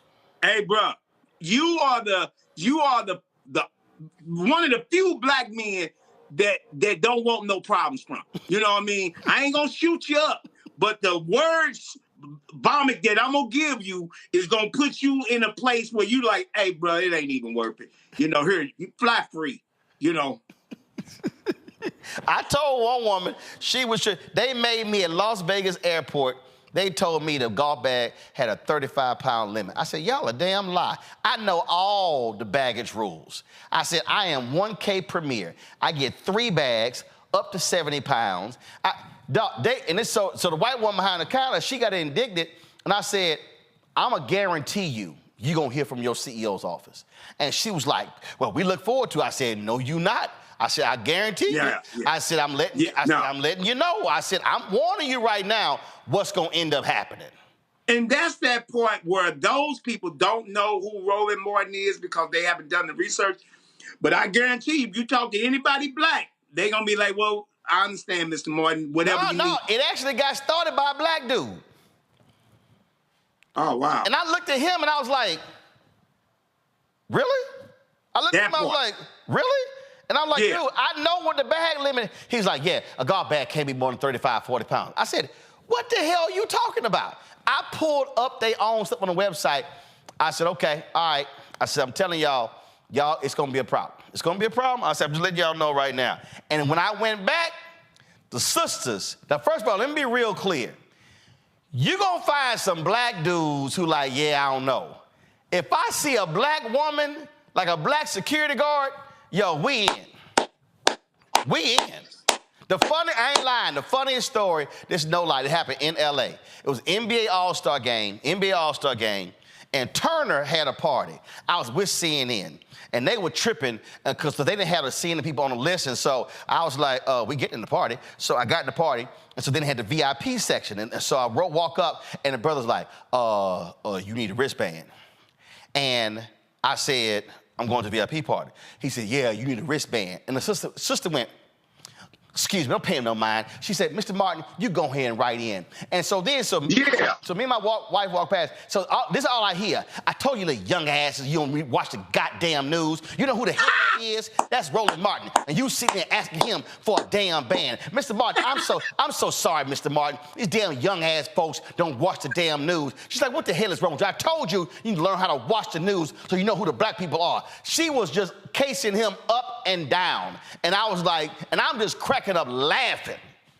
Here's where I became very interested. You know, I ain't flipped the interview to you. Here's how I became very interested when you was on CNN and MSNBC back in the day, and how you would break people down. You was kind of like, you know, like Malcolm X for journalists. You know what I mean? You were Hey man, the way you would break people down, it was intriguing to me. And I would fold my arms and just look at the TV at this brilliant man just break cats. They're like, who is this dude killing cats like that? And that then, every time I saw you didn't know me then. Every time I saw you at a few events, Louis Carr events and all that. Right. I said, what's up, Louis? And I was like, I love your work. I would come up to you and say, I love your work. And then that was it for me. Hey, that was it. I was like, hey, I'm in with Roland Martin. Because I love when people love to debate, but they debate with facts. That's what I love. They come with the receipts, and I have not yet seen you yet without the receipts. Oh, I ain't gonna get got. I tell them all the time, I'm gonna put cats in rhetorical body bags. Questions from the panel for Gary G. Thang Johnson. Let me see here. Who the most ignorant on this panel? That'd probably be Julian Malvo. Julian, what's your question for Gary? Hey, Gary, do you realize I was talking to Red Man, I was talking to Method Man, and Method Man said, say, man, who that red head, that red bone on your show? Man, she be killing it. And so he was talking about Julian. So Gary, say hello to Red Bone Julian Malvo. I love Red Bone. I love the glasses. I love the hair. I love the smile. I love her brain already looked like she ready to ask me something that I might have to pull out a book. Well, you might. And then on the other hand, you can just be your funny self. So you were telling people about 50-year-old men who didn't have no checking accounts. So I'm 70. Yeah. What should I look out for? Well, I guarantee you a woman that's 70 years... If you dating a brother and he ain't got no checking account and he pay all his bills through 7-Eleven, it's a situation. You know, but I'm he going up there to get 2 $500 money orders. We got a situation.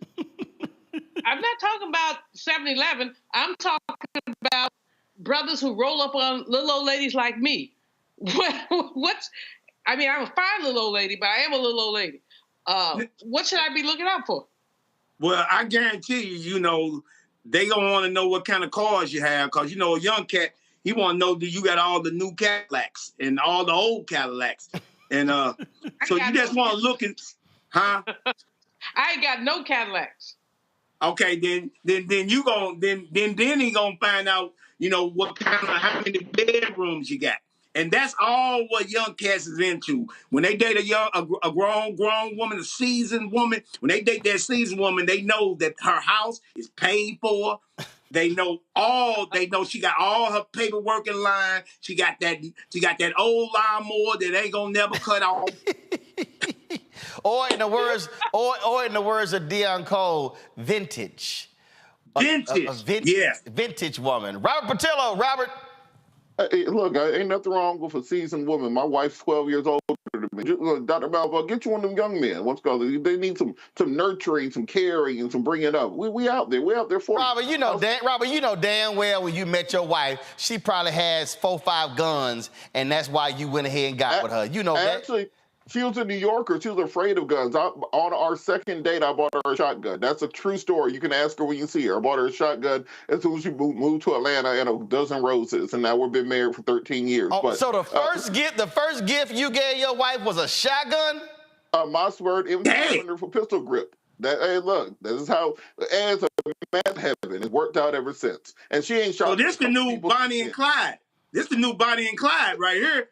These, you know. Hey, if you stay ready, you ain't got to get ready. But look, I got this question for you. One of the hardest things about making black folks laugh is all black folks think they're secretly a comedian.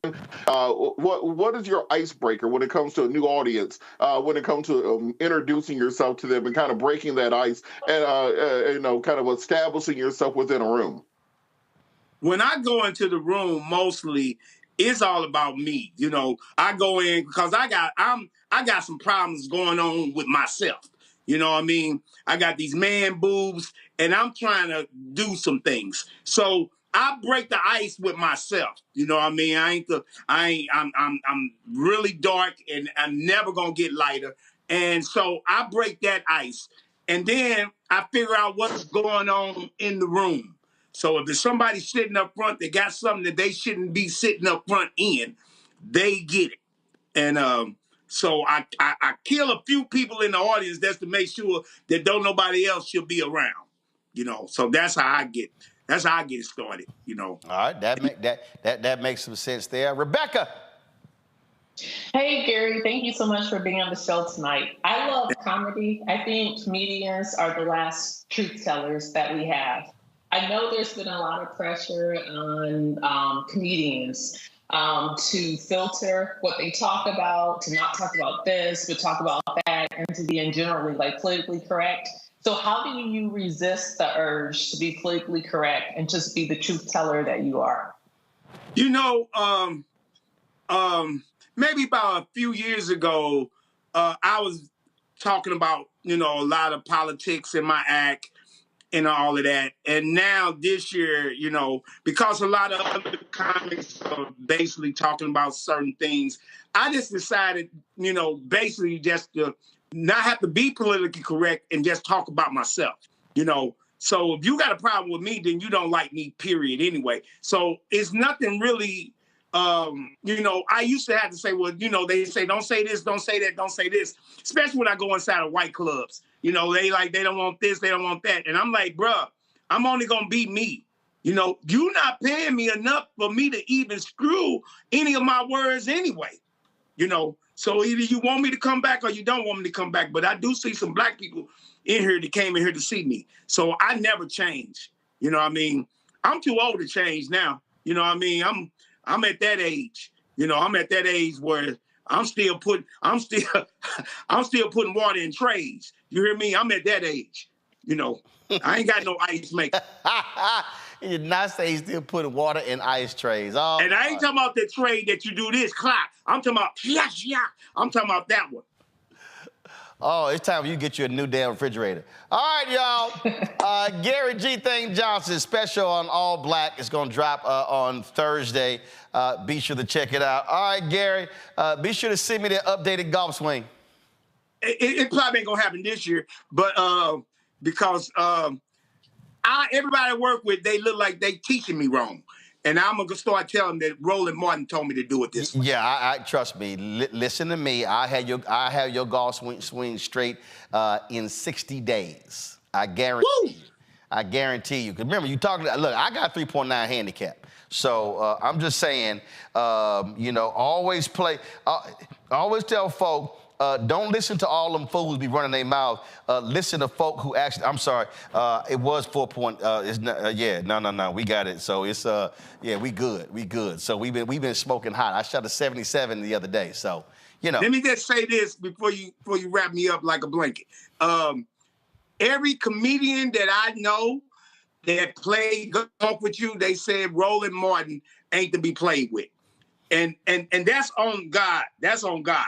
And so that's the reason why, Roland, you get invited to all these tournaments. Well, you know, we gonna do it. We gonna play, and I'll be in Atlanta next week for the Steve Harvey golf tournament. And so, you know, he's an Omega. I'm actually in Atlanta performing at Uptown next week too. All right, the 7th through the 9th. Well, I'll be there the 4th through the 6th. And I come back on the 10th for Warwick Dunn's golf tournament. And Steve got to know I'm gonna have my brand new Alpha golf bag just for him to peep out. So yeah, I'll be flossing. Come on now. Thank you, man. Thank y'all. Appreciate it. Thanks a bunch. Appreciate y'all. Going to a break. We come back, talk about the app, folks. Takes you back to Bronzeville, back in the day in Chicago. You're watching Roland Martin Unfiltered on the Black Star Network.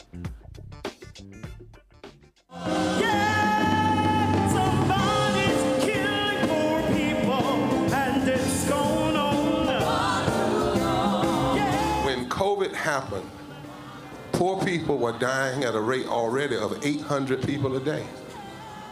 Before COVID, if you went to a funeral every single day, it would take you 600 years to attend all the funerals of the people who will die from the ravages of policy violence, poverty, and low wages in America in just 1 year. It would take you 2 years and 19 days to go to all of the funerals of the people that will die today, and oftentimes silence.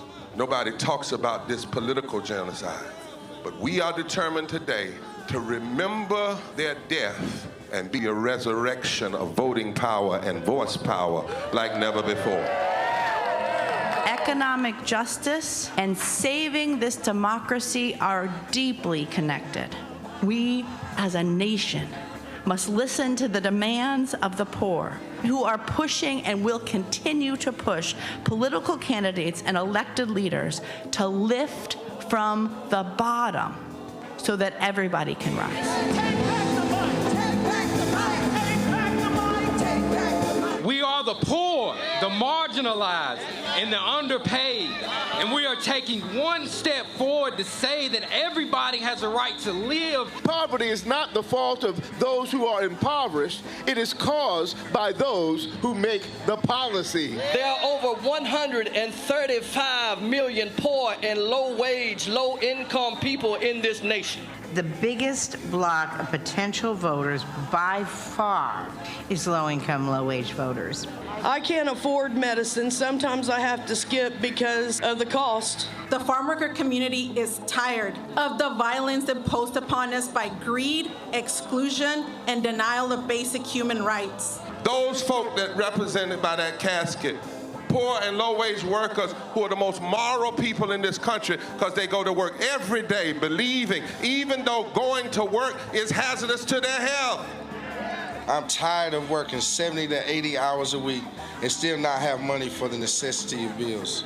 I'm tired of getting sick and not being able to go see the doctor. Having to make a choice to pay between rent or the light bill or food or clothes. You cannot claim to care about families and a culture of life and then do everything in your power to rob people of equal access to resources and to force them to live in poverty. Leadership of both parties have waged war on poor people and low-wage workers.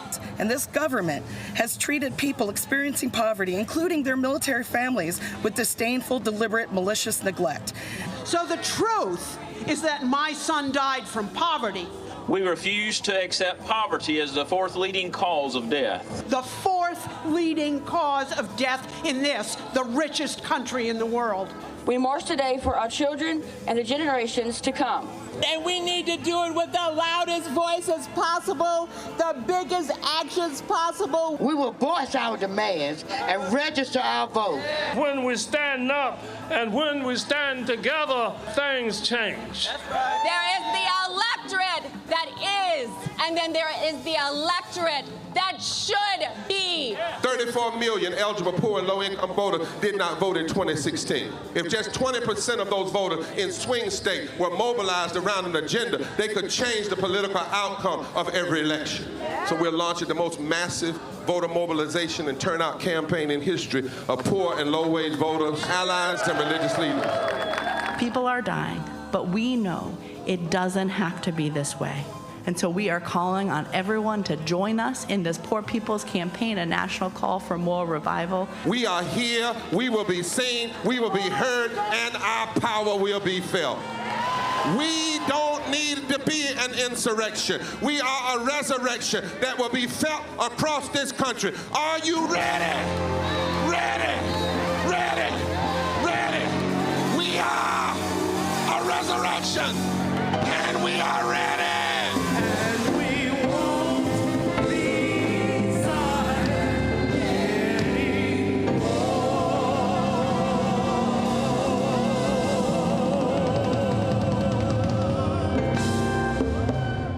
Farquhar, executive producer of Proud Family. You're watching Roland Martin Unfiltered.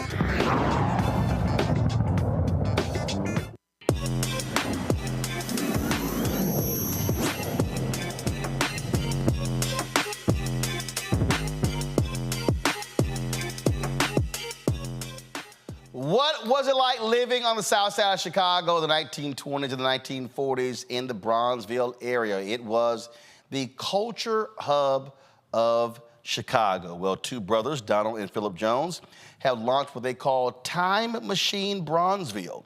It's an app, a desktop app that gives you an immersive journey through the rich history of this South Side community. Donald and Philip join us now from Atlanta. Gentlemen, glad to have you with us.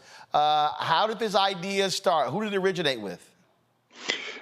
Time Machine Bronzeville comes out of our appreciation for where we come from, for the rich history of the South Side of Chicago. It's also about the recognition that we have of the vanishing cityscape and the loss of the stories about this time and place as the older people pass away. It's also an opportunity for us, Don and I, to tell these stories from the most intimate sources, the people who witnessed and participated themselves in this time and place, and to use the capabilities of game engine technologies and communications technologies to innovate ways of telling these stories and to engage audiences from middle school through boomer generation in the lived experiences and the anecdotes and stories that come out of people's actual lives. So walk us through this. And so what are we going to see? Is it going to be homes? Is it going to be music? Is it going to be shops? What are the different things that people experience? Yeah.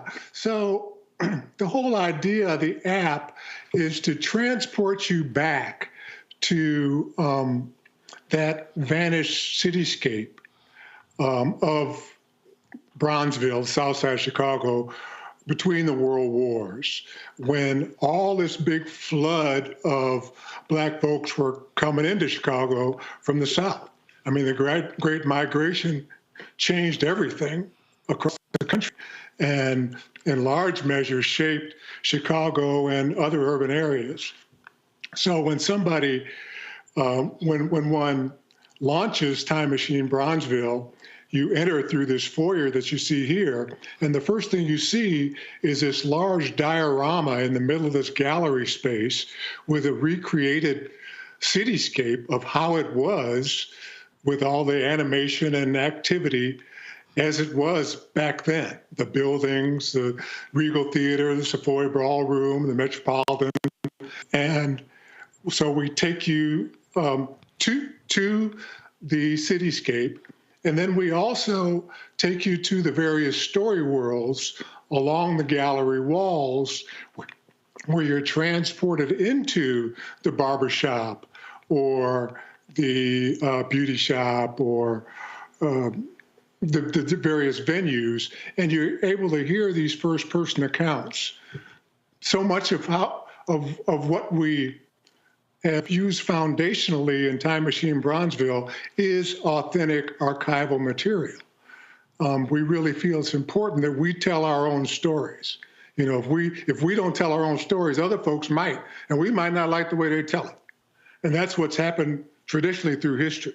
So we're telling the stories that we heard that our parents knew and that we knew about growing up in this community. Questions from the panel. Rebecca, you first. So first, I really love this, seeing how you all show examples of typical Black life in Bronzeville, in Chicago. So my question for you, what does this look like for other communities as well? The ability to make a three-dimensional rendering that also have those first-person accounts on history, so people understand, once again, the contributions that Black Americans have played in this country, and to even show, hey, this is what it looked like before the riots came and ravaged many of our communities. We were flourishing, we were thriving. So is there any talk about doing this for other communities, even outside of Chicago? Absolutely. Go ahead, Don.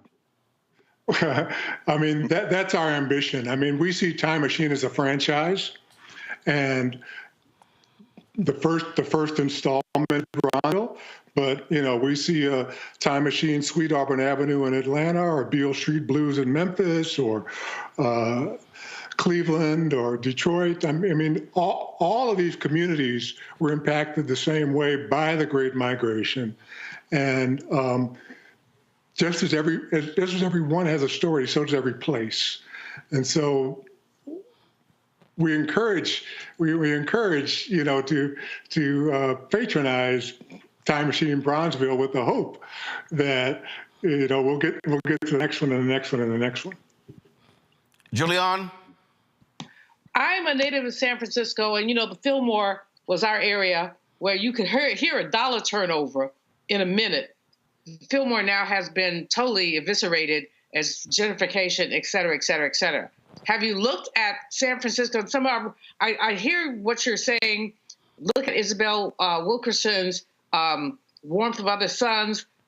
People don't really look at California so much as places where Black people were. But you know, there was a brother who actually was a mayor and like a big investor, Mr. Liesendorf. So are you looking at California as a possibility? And if you're not, holla, I will help you. Well, we'd be glad to talk about it. Absolutely. You know,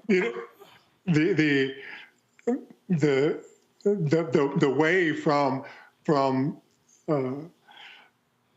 Louisiana to Oakland was a main thoroughfare for the Great Migration. So we're well familiar with that rich history in the Bay Area. And as Don mentioned, so much of Time Machine Bronzeville is grounded in the archival materials that we and many other people have researched. We've also done extensive oral histories on our own, particularly with our mother, Dorothy Mallory Jones, who was a witness and participant in this time and place. And so we start with what we know best, what we have most access to. But other communities have their own history, their own archives, their own content experts that we are more than happy to collaborate with. Robert? This is such an outstanding project. I used to live at 47th and Drexel, so right there at the intersection of Bronzeville and Hyde Park. And one thing that came to mind working with John Adams and some members in the community there on the Major Taylor Memorial that we're trying to get in place in that area. Have you guys put any work into explaining how we lost so much in those communities. Because when I think about places like South Fulton, Atlanta, DeKalb County, and the suburbs, Prince George's County, these affluent Black suburbs that we have now, I think the story has to be told of how we lost so much Black wealth in places like Bronzeville, places like Tweed Auburn and Harlem, and around the country, so that maybe the next generation cannot make the same missteps that previous generations made, and losing those communities and losing what we built up over generations. Well, the time period for Time Machine Bronzeville is intentionally restricted to between the world wars, partly for that very reason, because after the war, it started to change. And then by the 60s, it was in steep decline. It is coming back. And there was another part to your question. Well, just simply, should we be teaching the part of what caused that decline so that we can better understand how we can preserve affluent Black neighborhoods we have now? It's kind of studying the fall of the Roman Empire so that when we see this arising in America, we don't allow it to happen again. Part of what we're also doing in Time Machine Bronzeville is presenting the modes that the African Americans on the south side of Chicago employed to create and sustain community. So in our history, we have answers to many issues and questions and problems. And fundamentally, the solutions devised and developed on the south side during that period had to do with cooperation, collaboration, mutual assistance and support, making organizations to solve our own problems. We have venerable organizations and institutions in our community, and they originated in churches, social organizations, the clubs, and so on. And we have, in the past, found ways to solve our problems with what we have at hand. And so part of what we're trying to do with Time Machine Bronzeville is present those and make that clear that we do know how to do things and to take care of ourselves. We just have to recognize those and get to work and employ them. All right, then. Gentlemen, folks can download this app, Google and Apple Store? If you just search Time Machine Bronzeville, we launched it on Steam, which is the premier indie game development platform. Okay. And so it'll take you right to Steam, right to Time Machine Bronzeville. But I think it's really important that we as a community try to support Black game development. Right now, the gaming is kind of marginalized to white people. Right. But we have stories to tell, and there are innovative ways to tell them using this game technology. All right, then. Well, gentlemen, look, congratulations and good luck. Thank you very much. All right, thank you so very much. Julian, Robert, Rebecca, always a pleasure to have you on the show. Thank you so very much. I will see y'all soon. Folks, that is it for us. Don't forget, support us in what we do. Join the Bring the Funk fan club. Send your check and money order, P.O. Box 57196, Washington, D.C., 20037-0196. Cash App, $RM Unfiltered. PayPal, R Martin Unfiltered. Venmo is RM Unfiltered. Zelle, Roland@RolandSMartin.com.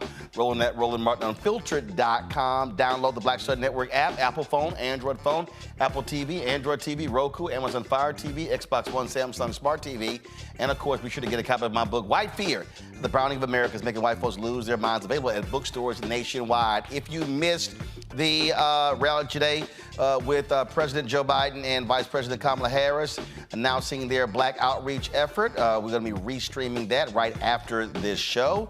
And so if you missed it, you can actually check it out. Folks, that's it. I'll see y'all tomorrow. Holla! Work is here. Oh, no punch! I'm real revolutionary right now. Thank you for being the voice of Black America. All momentum we have now, we have to keep this going. The video looks phenomenal. See, this difference between Black Star Network and Black-owned media and something like CNN. You can't be Black-owned media and be scared. It's time to be smart. Bring your eyeballs home. You dig?